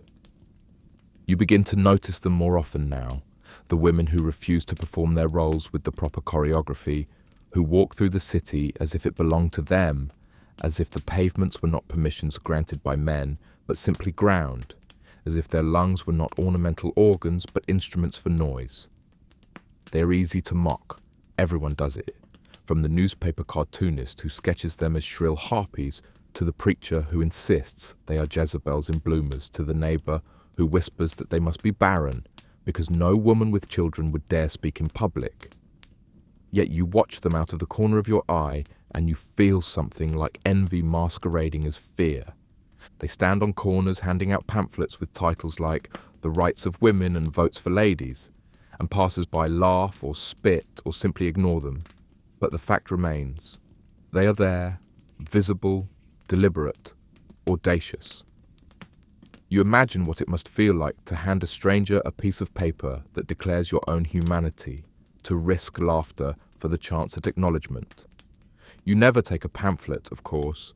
You could not explain it if someone saw, but you memorize the look on their faces, the way determination stiffens their posture more than any corset. Your husband dismisses them with a snort. Unwomanly, he says, as if that is the final judgment. He tells you they are misguided, hysterical, and, most damning of all, unattractive. He seems comforted by the idea that women who want power must necessarily be women no man wants to bed, as if desire were the only currency worth trading. You nod, because nodding is easier than asking why attraction is considered a higher calling than freedom. At teas and dinners, the conversation sometimes strays to the woman question, which is always phrased as if women were a puzzle to be solved by men over port. Some say giving women the vote would ruin the sanctity of the family. Others say women already rule the home and should be grateful to be excluded from politics. And a few, more bluntly, say that women simply aren't intelligent enough. You sip your tea, smile politely, and wonder how many of these men could survive a single day of childbearing, housekeeping, and silence without begging for revolution. The punishments for boldness are well advertised. You hear of a woman who chained herself to the railings of Parliament, and the police treated her as if she were rabid, dragging her away while crowds jeered. Another smashed the windows of a government office, and the newspapers treated her as if she had personally set the Thames on fire. Yet another went on hunger strike in prison, and the government, unwilling to let her die a martyr, force-fed her through a tube, which doctors called medicine and she called torture. These stories circulate as warnings, but you receive them as signals, proof that resistance is possible, if not survivable. Sometimes you imagine yourself among them. You picture your veil lowered, your hand shaking as you extend a pamphlet, your voice catching as you shout words you barely dare to whisper. You picture the shame if your neighbours saw, the fury if your husband did, the horror if your children grew up remembering you not as respectable but as notorious. You picture yourself dragged by the police, called hysterical in print, your face a caricature on a broadsheet. And then you picture something else, the sensation of speaking, the relief of saying what you actually think, the thrill of hearing your own voice unmediated by politeness. It frightens you more than childbirth, more than death. It also tempts you more than either. Instead, you perform your smaller rebellions. You read the pamphlets when they are abandoned on benches. You underline passages in your Bible that speak of justice rather than obedience. You give coins to the maid and tell her quietly that she may spend them on herself, not the household. These gestures are microscopic in the grand architecture of oppression, but they are yours, and they accumulate in your heart like a secret archive. The years pass, and you see the movement grow louder, more insistent. The newspapers sneer, the clergy condemn, but the marches multiply. Women walk in rows down city streets, banners aloft, voices ragged but unstoppable. Men watch with faces caught between amusement and terror, the same faces they wore when the cholera came, uncertain whether to laugh it off or prepare for death. You stand at your window once, watching a procession of women chanting, and you feel your throat tighten with a strange, dangerous mix of longing and pride. You close the curtains quickly before anyone notices. Not everyone survives. One woman you once met at a reading circle is imprisoned after disrupting a political meeting. You hear that she was beaten, force-fed, left half-broken. She emerges eventually, but she's changed. Thin, pale, her eyes distant, her voice still strong but fragile at the edges, like glass struck too often. People call her a fanatic now, as if the violence done to her were her own fault. She does not care. She speaks again, louder than before. You admire her and envy her and fear her in equal measure. Meanwhile, your own life remains a series of acceptable performances. Dinners, pregnancies, mourning periods, polite smiles, long sleeves. You are respectable, which is to say, invisible. You are obedient, which is to say, erased. But inside you the archive grows. Names, faces, pamphlets, slogans. You never shout, but you remember. You never march, but you imagine. You never risk prison, but you keep the thought of it close, as if it were a kind of talisman, proof that you could have if the century had been slightly kinder. The irony is not lost on you. The same society that mocks these women for being unfeminine is the one that condemns wives for being too feminine, for being weak, dependent, emotional. No matter what shape a woman takes, it is the wrong one. You realize then that the point was never shape, but control. Respectable women exist to keep rebellious women in check, and rebellious women exist to remind respectable women of their chains. You play your part in the performance, but you do so with the quiet awareness that the script is nonsense. One night, unable to sleep, you write in your hidden journal, "We are all waiting. Some wait in parlours, some in prisons, some in graves. But we are all waiting for the world to notice that we are here." You close the book quickly, hide it beneath linen, and pray that no one ever finds it, because in this house, honesty is more dangerous than fire. And so you continue, half in shadow, half in silence, living the acceptable life while watching the unacceptable one bloom on the streets. You are not a heroine, you are not a martyr, you are not a caricature in the papers.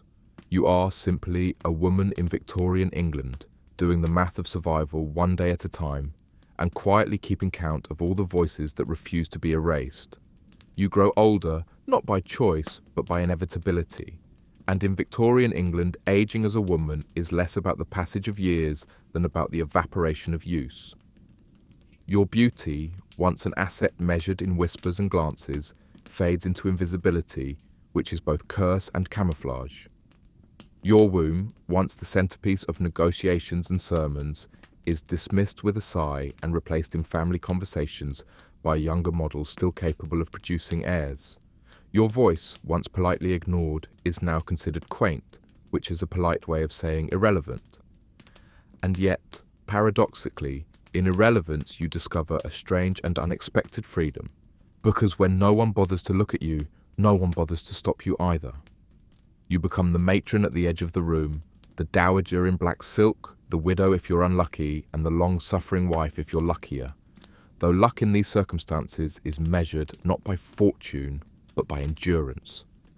You sit at tables and nod at conversations that repeat themselves with new faces. You offer advice only when asked, which is almost never.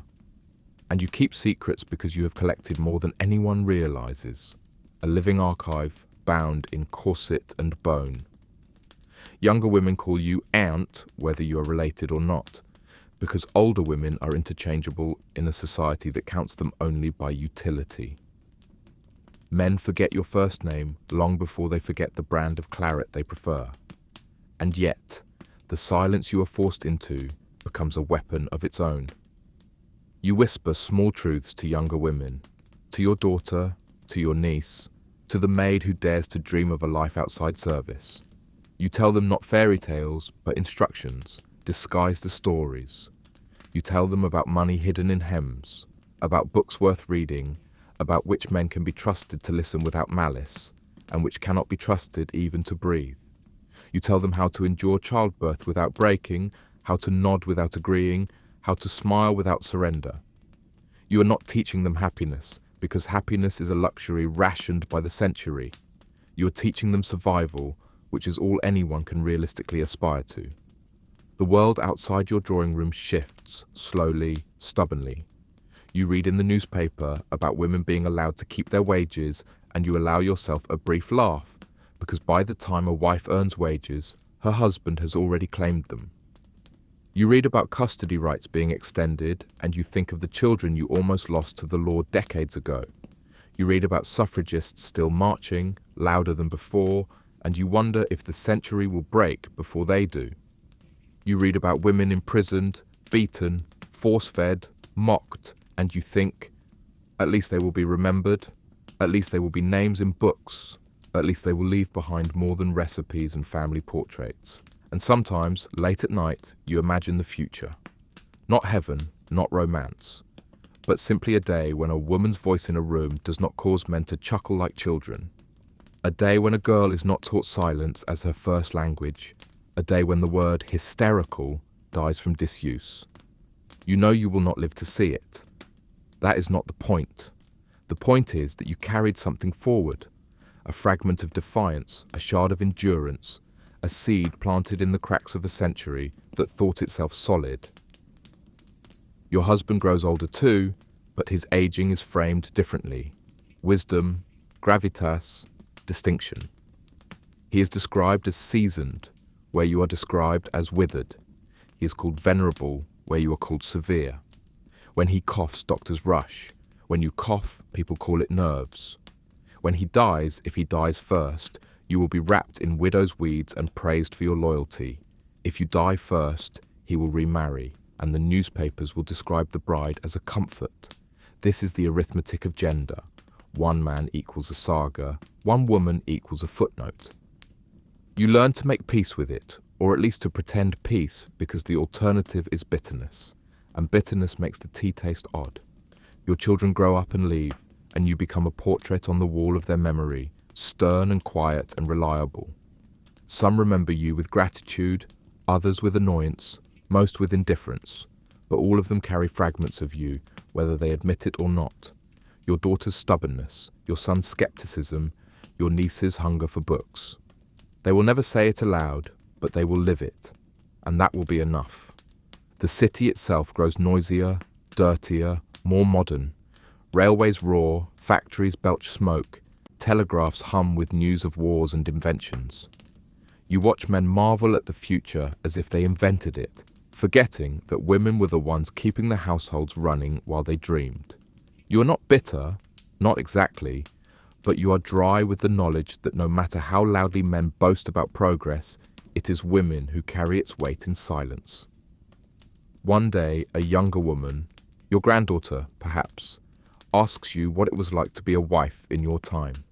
You look at her bright eyes, her corset looser, her hair pinned in a style you would have been scolded for, and you wonder how to answer. You could tell her the truth, that marriage was a contract written in male ink, that obedience was expected and joy optional, that you spent decades being present but not seen. Or you could tell her what she wants to hear, that it was dignified, that it was holy, that it was the best a woman could hope for. You compromise because that is what you have always done. You say, it was different then, which is both true and a lie because it was not different. It was simply worse. You die eventually, as everyone does, and your death is treated with decorum. There is a funeral, a sermon about virtue, a headstone with your husband's name above yours, like a seal of ownership that followed you even into the grave. People call you angel, lady, wife, mother. No one calls you yourself. That is fine. You never expected them to. What matters is that you were here, that you endured, that you passed something on. The century will not remember your name, but your survival, quiet and stubborn, will ripple forward into futures where women no longer have to hide their journals, where daughters are not sold like assets, where voices can rise without apology. And so your life ends not with a revolution, but with a whisper, not with applause, but with endurance. You were a Victorian woman, which meant you were expected to be invisible, and yet you existed anyway, inconveniently, persistently, undeniably. And in that existence, in that refusal to vanish, there was already rebellion. You are born into a storm, though not the kind poets later whisper about when they pretend you were summoned by lightning and destiny, but the ordinary, soggy English kind, where the sky leaks like a drunk and the mud swallows boots whole, and everyone mutters about God's mysterious timing. Your father is already dead before you make your entrance, which sets the tone nicely. Your life begins with absence, with debt, with the kind of hollow inheritance that smells faintly of unfinished accounts.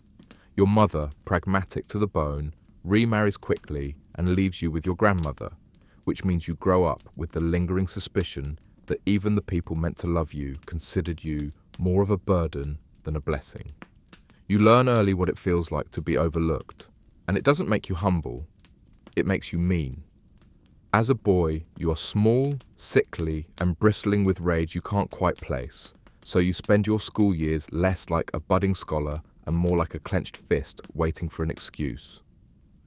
Other boys call you names, shove you in the mud, laugh at your pale face and bony arms, until one day you snap. And you don't just fight back, you fight obsessively, planning your revenge with the same meticulous attention to detail you will one day devote to calculus. You stalk your rival like a cat with a grudge, waiting, scheming, cataloguing every chance for humiliation. And when you finally strike, it isn't with a fist, but with a campaign. Notes passed, insults whispered, small humiliations stacked like bricks until your enemy crumbles. You don't just want to win, you want to dominate, to dismantle, to prove that even if you're scrawny and strange, you can make another boy wish he'd never been born. You're not the humble apple tree visionary yet. You're a petty tyrant in training. The villagers notice, of course. They whisper that you are clever, yes, but also odd, dangerous in a way that doesn't fit neatly into farm life. While other boys learn to plough straight lines, you tinker with windmills made of scraps, build clocks out of bones, scrawl diagrams in the dirt that no one else can follow. You sketch demons in the margins of prayer books. You carve crude contraptions that sometimes work and sometimes explode. When you're not plotting revenge, you're staring at the sky, not because you're inspired, but because you suspect the heavens themselves are hiding something from you, and you'll be damned if you let them keep their secrets. Your mother decides you'd be better off as a farmer, which is a bit like telling a wolfhound to mind the sheep. You try. You walk the fields, scratch at the earth, pretend to care about sheep breeding. But you're hopeless, distracted, incompetent. You wander off to chase shadows and write equations in the dirt with sticks. You forget to close gates and cows scatter. You're caught scribbling notes about wind direction while pigs eat the garden. Everyone shakes their heads and mutters that you'll never amount to anything. And in a rare moment of consensus, they are entirely correct, at least about farming. You will not amount to anything useful in this world. You will amount to something dangerous. Eventually, someone with more foresight decides to ship you off to Cambridge. The idea is simple. Better to confine your madness to books and dusty halls than to let you wreck perfectly good farmland. You arrive in the city, smelling faintly of manure and resentment, and immediately realize that university life is no less brutal than village life. It's just dressed in Latin. The sons of gentlemen sneer at your coarse accent and threadbare clothes. Professors drone on about Aristotle as if the universe stopped spinning once the Greeks ran out of parchment. You, who have already decided that most of humanity is either blind or stupid, sit in the back with ink-stained fingers and quietly seethe. You are poor, which means you work as a sizer, cleaning boots and waiting tables for wealthier students who look at you like a servant and laugh at your intensity. You endure it because humiliation is familiar, but every slight is logged, stored, added to the great ledger of grievances you've been keeping since birth. You will repay them, not with kindness or forgiveness, but with ideas sharp enough to cut their arrogance to ribbons. You tell yourself that every insult is fuel, and by the time you're done, you'll have enough fuel to burn the world down and rebuild it in your own image. Your contemporaries drink, gamble, flirt, and occasionally glance at the textbooks between games of cards. You drink too, sometimes. You gamble, recklessly, losing coin you don't have, and stewing in the shame of it. You don't enjoy the ale or the dice, but you enjoy the distraction, the chance to pretend you're normal, the brief illusion that you belong. But the morning after, when your stomach churns and your debts pile up, you curse yourself and everyone around you for their idiocy, and you retreat again into notebooks and obsessions. You are already two people, the desperate boy who wants to be liked, and the furious mind who wants to be feared. The second one is winning. You develop habits that will stay with you for life. You write endlessly, scribbling notes on scraps of paper, margins of books, walls if nothing else is available. You hoard ideas like a miser hoards coins, convinced that if you don't record everything, the universe will slip away from you. You sleep little, eat badly, stare at the sun until your eyes throb, nearly blind yourself experimenting with prisms. You forget to bathe, your hair wild, your clothes disheveled, your room cluttered with instruments, sketches, failed experiments, and the smell of something burnt. Other students whisper that you're mad, and you don't argue, because madness is just another word for seeing what others refuse to. What you do not yet have is fame. What you do not yet have is recognition. You are a nobody with ink-stained fingers and too much bile. But you have a suspicion, deep and unshakable, that you are meant for more. And that suspicion is more intoxicating than any drink, more addictive than any game of dice, more dangerous than any rivalry. It keeps you awake at night, scribbling, muttering, building, destroying, starting again. Because you are not chasing knowledge the way a scholar does. You are chasing vengeance the way a duelist does. And the universe, poor fool, has just unknowingly picked a fight with you. You grow older, but age does not soften you. It only sharpens the edges already too jagged for polite company. Cambridge is supposed to polish men into gentlemen, but you remain more flint than marble, sparking against everyone who dares brush past. By your late 20s, you have discovered something crucial. The surest way to silence critics is not with reasoned debate, but with sheer volume, with equations too dense to question, with lectures delivered so fast and furious that anyone who interrupts risks looking like a fool simply because they cannot keep pace. You do not want conversation. You want dominance. You want your words to pile up like bricks until no one can dig themselves out. But of course, there are always those who refuse to stay buried. Take Robert Hooke, a man brilliant enough to make you nervous and petty enough to make you murderous. He dares suggest that you are not entirely original, that your precious theories lean too heavily on the work of others, that perhaps your genius is more theft than revelation. You respond with the grace of a cornered cat. You hiss, you scratch, you deny, you insult. You write letters dripping with venom disguised as Latin. You call him small, crooked, pathetic.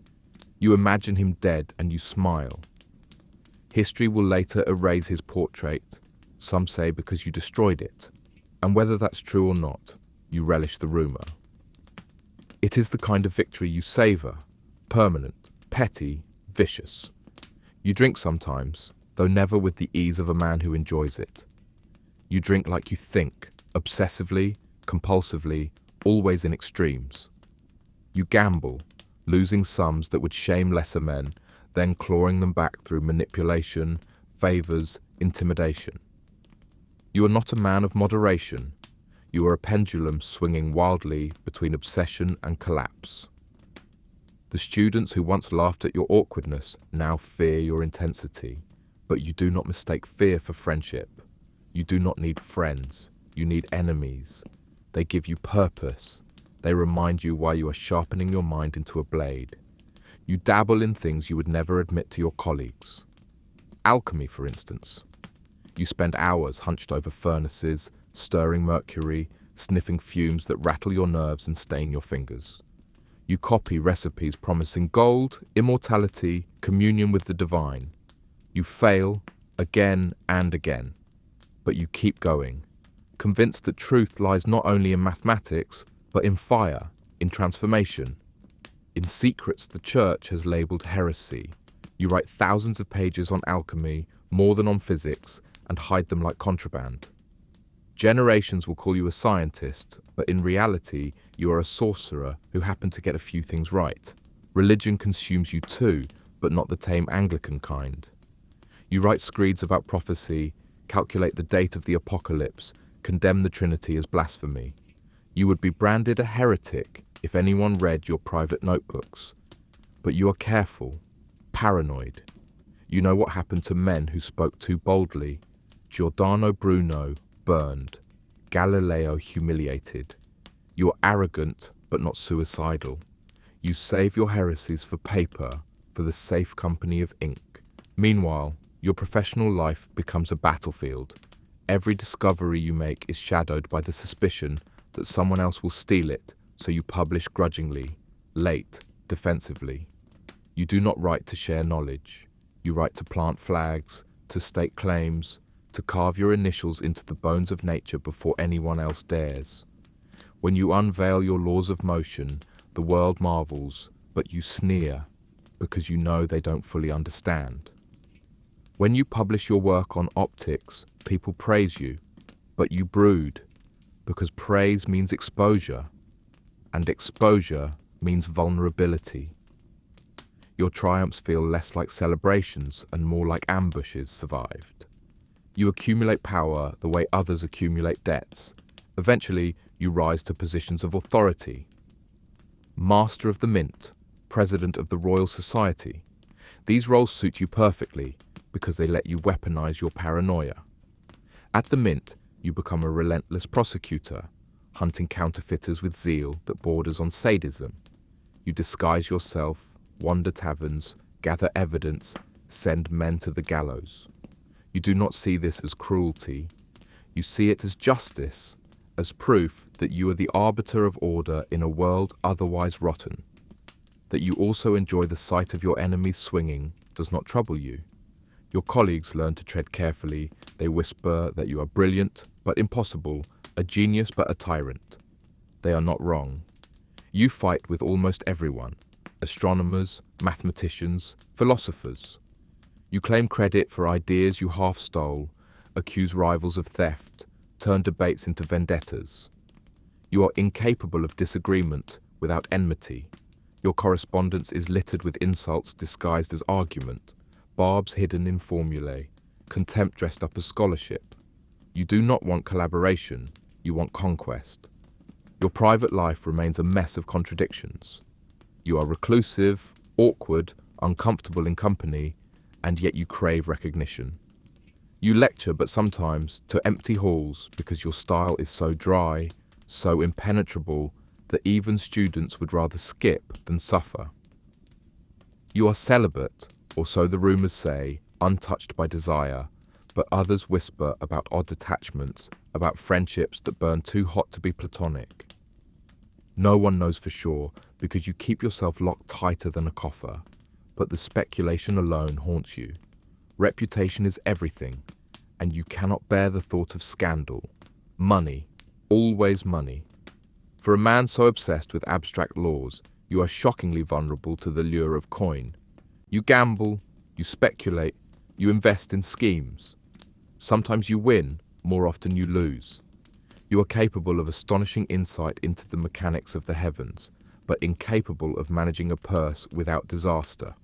When you lose, you rage, you sulk, you blame conspiracies. When you win, you grow paranoid that others will cheat you. Wealth, for you, is not security, but another battlefield, another score to settle. And always, beneath it all, the gnawing need for control. You control your experiments obsessively, repeating them to the point of mania. You control your image, hiding your eccentricities behind a mask of formality. You control your rivals by intimidation, by reputation, by sheer force of will. And yet, you never feel secure, never feel satisfied. Every triumph is spoiled by the suspicion that someone, somewhere, is undermining you, stealing credit, mocking your genius. You live not in celebration of discovery, but in fear of erasure. History will later remember you as serene, wise, the embodiment of rational thought. But in truth, you are restless, petty, volatile. You drink too much, gamble too recklessly, feud too bitterly. You spend more time chasing gold in crucibles than stars in the sky. You are not the marble statue textbooks describe. You are a man, messy and mean, clawing your way through a hostile world with brilliance that often looks less like illumination and more like obsession. And it works. That's the tragedy and the triumph. Your paranoia fuels your persistence. Your grudges sharpen your focus. Your gambling instinct drives you to risks no cautious scholar would take. Your madness, your arrogance, your cruelty, all of it becomes the engine that powers discoveries that outlive you. You are not great despite your flaws, you are great because of them. And that is a truth polite history will never admit, but one you knew all along. You are older now, though not in the way statues imagine age, wise, serene, polished into marble. No, your age is messy, a collection of aches and grudges, your hair white and wild, your temper sharper than ever, your notebooks thicker with accusations than with equations. People bow when you enter a room, they rise when you speak, but you do not feel respected. You feel feared, and fear is close enough to worship that you accept it, even though you know the difference. As master of the mint, you wield power not with dignity, but with vengeance. Counterfeiters whisper your name like a curse, because you hunt them with a zeal that would embarrass saints. You disguise yourself, prowl taverns, listen for rumors, gather evidence, and then watch as men are dragged to the gallows because they dared deface the king's currency. You do not just sign their death warrants, you attend their executions, your eyes fixed, unblinking, as if by watching you could etch justice into their bones. Later historians will puzzle over this cruelty, but for you it is simple. The universe is built on laws, and anyone who breaks them deserves annihilation. Whether those laws are celestial mechanics or coinage regulations makes no difference. By now, you are president of the Royal Society too, which means you rule over the intellectual life of England with the same iron grip you once used on your schoolyard rival. You decide who is published, who is praised, who is forgotten.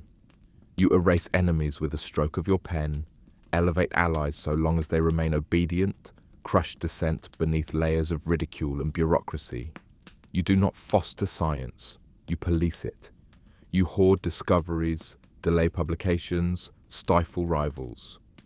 You are less midwife to genius than executioner of competition. And yet, the results speak for themselves. You are remembered, and they are not. History has no patience for fairness. Your private life grows stranger with age. You never marry, never take lovers, never produce heirs. Some whisper about chastity, others about impotence, others about unspoken desires you dare not admit even to yourself. You live alone with your obsessions. Alchemy, prophecy, scripture.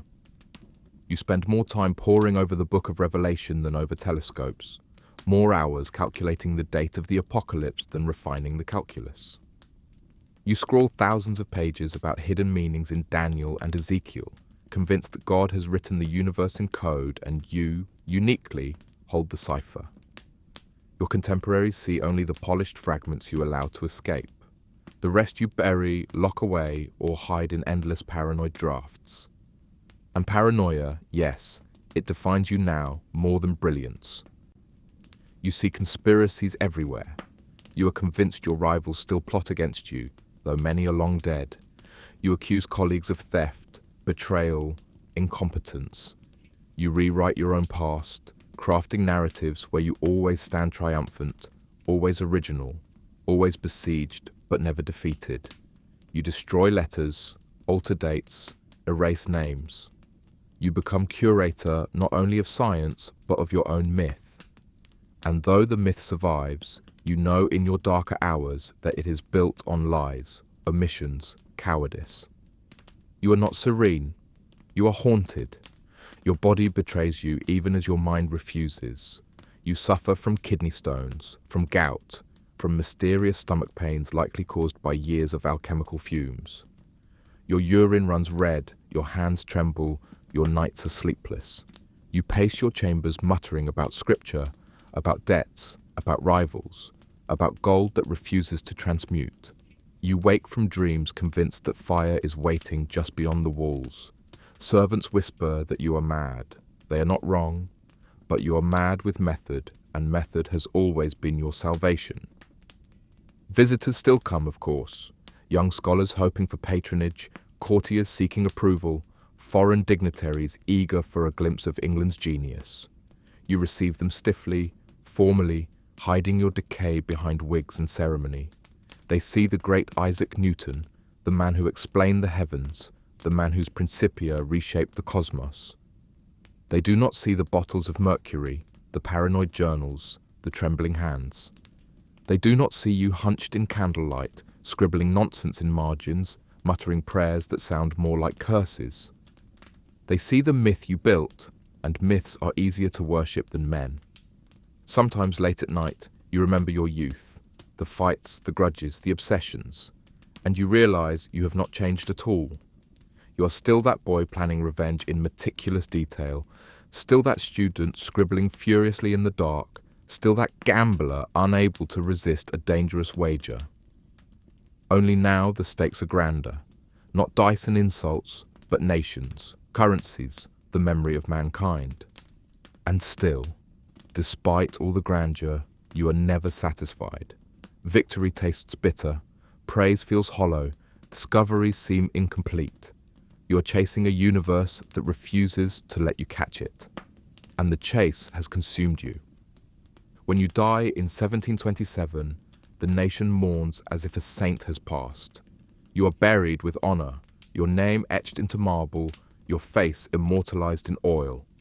They call you the greatest scientist who ever lived, the man who revealed the laws of nature, the man who tamed the heavens. They do not mention the gambling, the cruelty, the paranoia, the alchemy, the madness. They do not whisper about the enemies you destroyed, the secrets you hoarded, the obsessions that nearly broke you. They remember only what you allowed them to remember. And perhaps that is your final, greatest experiment, proving that history itself can be bent, distorted, forced to obey your will, just as surely as planets obey gravity, because you were not a saint, you were not a marble statue, you were a man, mean and brilliant, petty and profound, monstrous and magnificent. And the truth, inconvenient, uncomfortable, unavoidable, is that you did not transcend your flaws. You weaponized them. You made them the engine of your genius. And though polite history will never admit it, you always knew. The apple never fell on your head. You picked it up, bit into it, and spat the seeds into the eyes of anyone foolish enough to doubt you. You die in 1727, and though the physical act of dying is brief, your chest rises, falls, fails, and your body finally gives up after years of abuse from gout, stones, mercury fumes, and paranoia. The aftermath of your death is long, messy, and oddly triumphant, because death is no equalizer, it is a spotlight. And suddenly, the world that spent decades whispering about your temper, your eccentricities, your obsessions, decides to erase them all and crown you as something smoother, purer, more comfortable for public consumption. You are laid to rest in Westminster Abbey, which is amusing if you think about it, because kings and poets, the very types of men you privately despised, become your eternal neighbours. And the irony is not lost on anyone who remembers how you sneered at politics and literature alike. Yet now marble tablets declare you equal to monarchs and muses, not because you were gentle or beloved, but because you were useful. Useful as a symbol, useful as proof that reason has its profit, useful as evidence that the Enlightenment could produce saints without the Church's permission. At your funeral, the great and good of England gather, not because they loved you, but because they need you, because a nation fractured by war, debt, and constant anxiety about its future is hungry for an anchor, and you, conveniently dead, provide one. The Royal Society, which once tolerated you like a difficult uncle at a family dinner, feared, endured, sometimes ridiculed, now bows its collective head as though you were a kindly patriarch, conveniently forgetting the years you bullied members into silence, the rivalries you escalated, the reputations you ruined.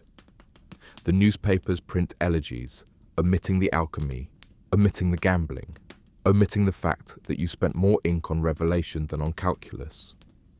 They prefer their Newton polished, unblemished, a marble bust with a steady gaze, not the trembling old man who muttered to servants about conspiracies and scribbled apocalyptic dates in candlelight. The myth-making begins immediately, because myths are easier to teach than contradictions.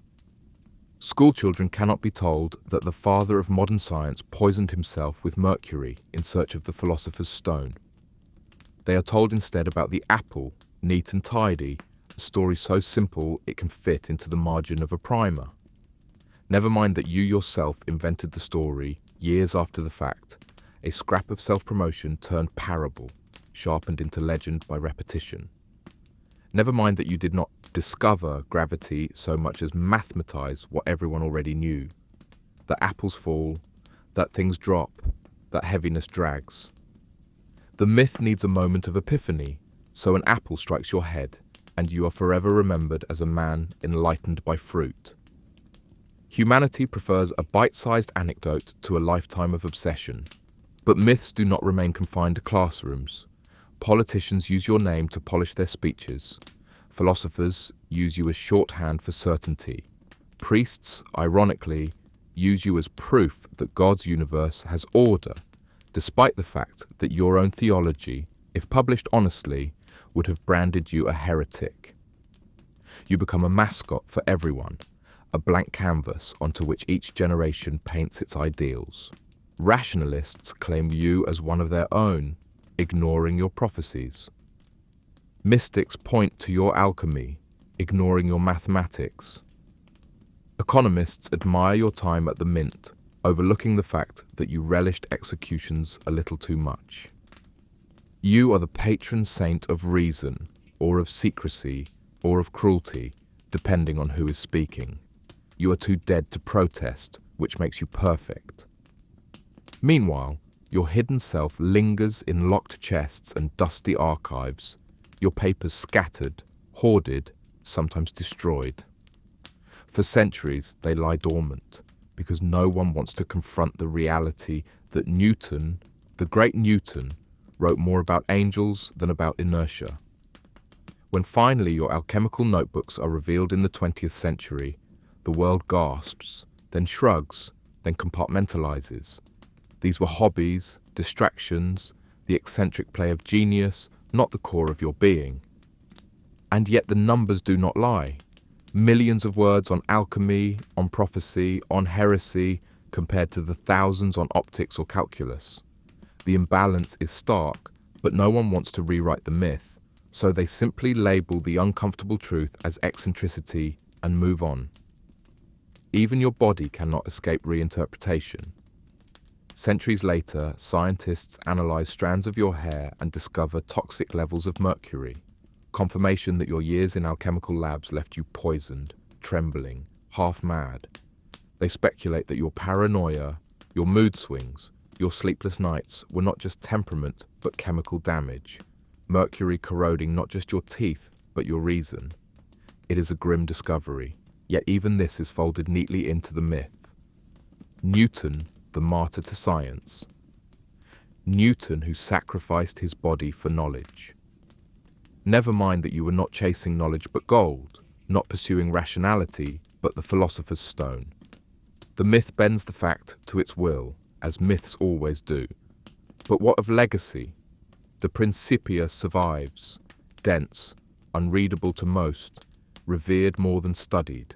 Gravity becomes shorthand for certainty. Calculus becomes indispensable, yet detached from the man who birthed it. Optics becomes a neat experiment about prisms rather than a lifetime of staring at the sun until your eyes nearly failed. Your ideas survive, but stripped of context, sanitized. They float as eternal truths, disconnected from the messy, paranoid man who wrote them. Students memorize equations without ever knowing they were born in the same ink-stained notebooks that accused rivals of treachery and scribbled apocalyptic dates. In this way, your work lives, but you yourself are buried twice. Once in Westminster, once beneath the myth. Yet shadows linger. Historians argue about you endlessly. Was Newton the rationalist or the mystic, the genius or the madman, the tyrant or the prophet? They cannot decide because you were all of them. And perhaps that is the real lesson you left behind, though no one wants to admit it. Genius is not clean, it is not noble, it is not polite. Genius is obsession weaponized, paranoia sharpened, cruelty disciplined into focus. You succeeded, not in spite of your flaws, but because of them. Your grudges gave you stamina, your paranoia made you cautious, your cruelty cleared rivals, your mysticism gave you patience to endure failures. You were not the marble bust they built, you were the mess they hid. And in that mess lay the fuel of your brilliance. The world prefers to forget this, because it complicates the narrative, because it suggests that progress is not born from serenity, but from mania, not from calm reflection, but from furious obsession. And so they polish your story, hand it to children, and pretend that the universe itself rewards patience and apple epiphanies. They do not want to admit that the laws of motion were born in nights of rage, that calculus was sharpened in feuds, that gravity was a weapon in your war against rivals. They want saints, not soldiers. They want certainty, not scars. And yet, if anyone asked you, really asked you, what your life amounted to, you would not hand them the apple. You would hand them the scars, the debts, the grudges, the sleepless nights, the paranoia. You would hand them the image of a man who never rested, who never forgave, who never felt finished, who was haunted not by ignorance, but by the suspicion that someone else might claim credit. You would tell them that gravity was never about fruit. It was about resentment, about the pull of grudges that held you tighter than any planet could. And you would tell them, with the bitter satisfaction of a man who bent history itself to his will, that perhaps this too was a kind of law, that the universe is not ruled by serenity, but by force, by friction, by the grinding of flaws into brilliance. And so you remain centuries later, not as the tidy myth, nor as the whole truth, but as the grinding tension between the two, a man forever split between marble and madness, between rationality and obsession, between saint and tyrant. And perhaps that is why you endure. Not because you were perfect, but because you were impossible. You would think dying would put an end to the trouble, but of course it doesn't, because death for men like you is not an exit. It is an upgrade, a transfer from messy flesh into usable myth, and you find, to your dark amusement, that you become more useful to the living as a corpse than you ever were as a breathing, coughing, mercury-stained paranoiac. The 18th century takes your body and begins to polish it into legend, and like a coin rubbed too many times, your edges blur until what remains is the face everyone wants to see, not the one that ever existed. Voltaire comes to England and carries you back across the Channel like contraband, holding you up as proof that the English know how to think, that France needs a Newton of its own, as if geniuses could be ordered like wigs. He writes about you with a fervour bordering on worship, and suddenly, across Europe, your name is shorthand for rationality, progress, light breaking through superstition. You become a mascot for the Enlightenment, even though you spent more nights deciphering revelation than equations. But why ruin a good story? Voltaire knows audiences don't want truth, they want inspiration. And you, inconvenient, contradictory you, can be edited for their convenience. Immanuel Kant reads your work and feels compelled to reorder philosophy itself, carving categories of thought, because if Newton could make the universe submit to law, then surely philosophy must follow suit. Laplace rewrites the heavens in your image, stripping God out of the equation with the arrogance of a man who has memorized your tricks and thinks he has improved them. Your laws ripple outward, becoming not just science, but ideology, proof that the universe is tidy, mechanical, predictable, an idea so comforting that even when it begins to break under the weight of later discoveries, people cling to it like a security blanket.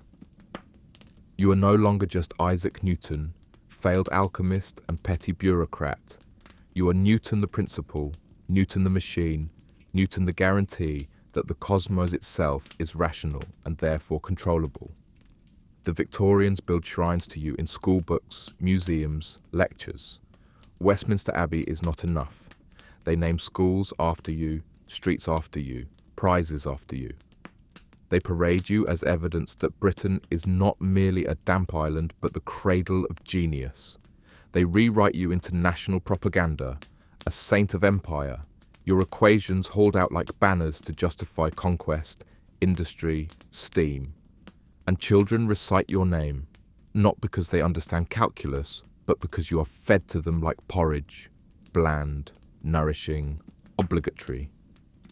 You become the father they can brag about in the face of Europe's other fathers, Galileo, Descartes, Leibniz, as if nations were schoolboys comparing whose parent is taller. All the while, the parts of you that don't fit, the alchemy, the heresy, the gambling, the paranoia, are filed away, locked in boxes, left to gather dust. A man who calculated the end of the world in 2060 does not fit neatly beside the rationalist hero carved into marble, so the inconvenient man is hidden, and the convenient statue is displayed. And for centuries, it works. The myth grows.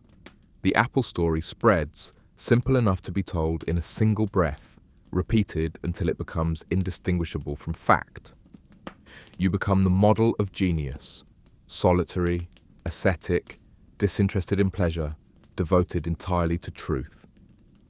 The Victorians in particular adore this version because it justifies their own prudish fantasies of discipline and progress. They write about you as if you were never touched by pettiness, never poisoned by mercury, never tempted by dice. They tell themselves genius requires denial, and you become the poster child for their repression. But the 20th century is crueler. Archivists, scholars, nosy historians pry open the boxes, sift through your notes, and discover that the saint was a sorcerer, that the rationalist was a mystic, that the father of modern science spent more time chasing gold in furnaces and scribbling prophecies than calculating motion. And suddenly, the myth wobbles, though it does not collapse, because humanity is stubborn in its need for clean stories. So instead of rewriting the narrative, they shrug, they compartmentalize. Newton the scientist and Newton the crank. Two separate compartments, one for textbooks, one for footnotes. The contradiction remains, but it is managed, sanitized, explained away as eccentricity, as distraction, as if millions of words written in obsession were a mere hobby. Even your body is dragged back into the debate. Strands of your hair are tested, and mercury levels through the roof confirm what servants whispered, that you were poisoned by your own pursuits, that your paranoia and mood swings may have been less divine curse than chemical consequence. Yet even this is twisted into myth. Newton the martyr, Newton who sacrificed his body for science. Never mind that you were not sacrificing for science, but for alchemy, not for reason, but for the philosopher's stone. Myth bends fact to its will. Einstein eventually arrives, centuries later, and for a moment, he dethrones you. He bends the universe in ways you never imagined, curves space, slows time, breaks the machine into something stranger and more terrifying. People say Newton is dead, but of course you are not, because Einstein himself bows to you, calling his work a refinement, not a replacement, acknowledging that without you, his relativity would float anchorless. You become the ghost haunting even the man who superseded you, and later still, quantum mechanics erupts, shredding determinism, mocking certainty, and again, you are pronounced obsolete. But even then your name lingers, not because your equations still govern the smallest particles, but because you are too useful a myth to discard. Scientists curse Newton's laws when they fail, then teach them anyway, because they are simple enough for beginners, because myths are pedagogically efficient. You endure as the gateway drug to physics, the apple offered before the worm. And so, centuries on, your story becomes less about you and more about us, about humanity's need for heroes who are neat, manageable, narratable. We cannot stand the thought that genius might be paranoid, cruel, petty, poisoned, obsessive.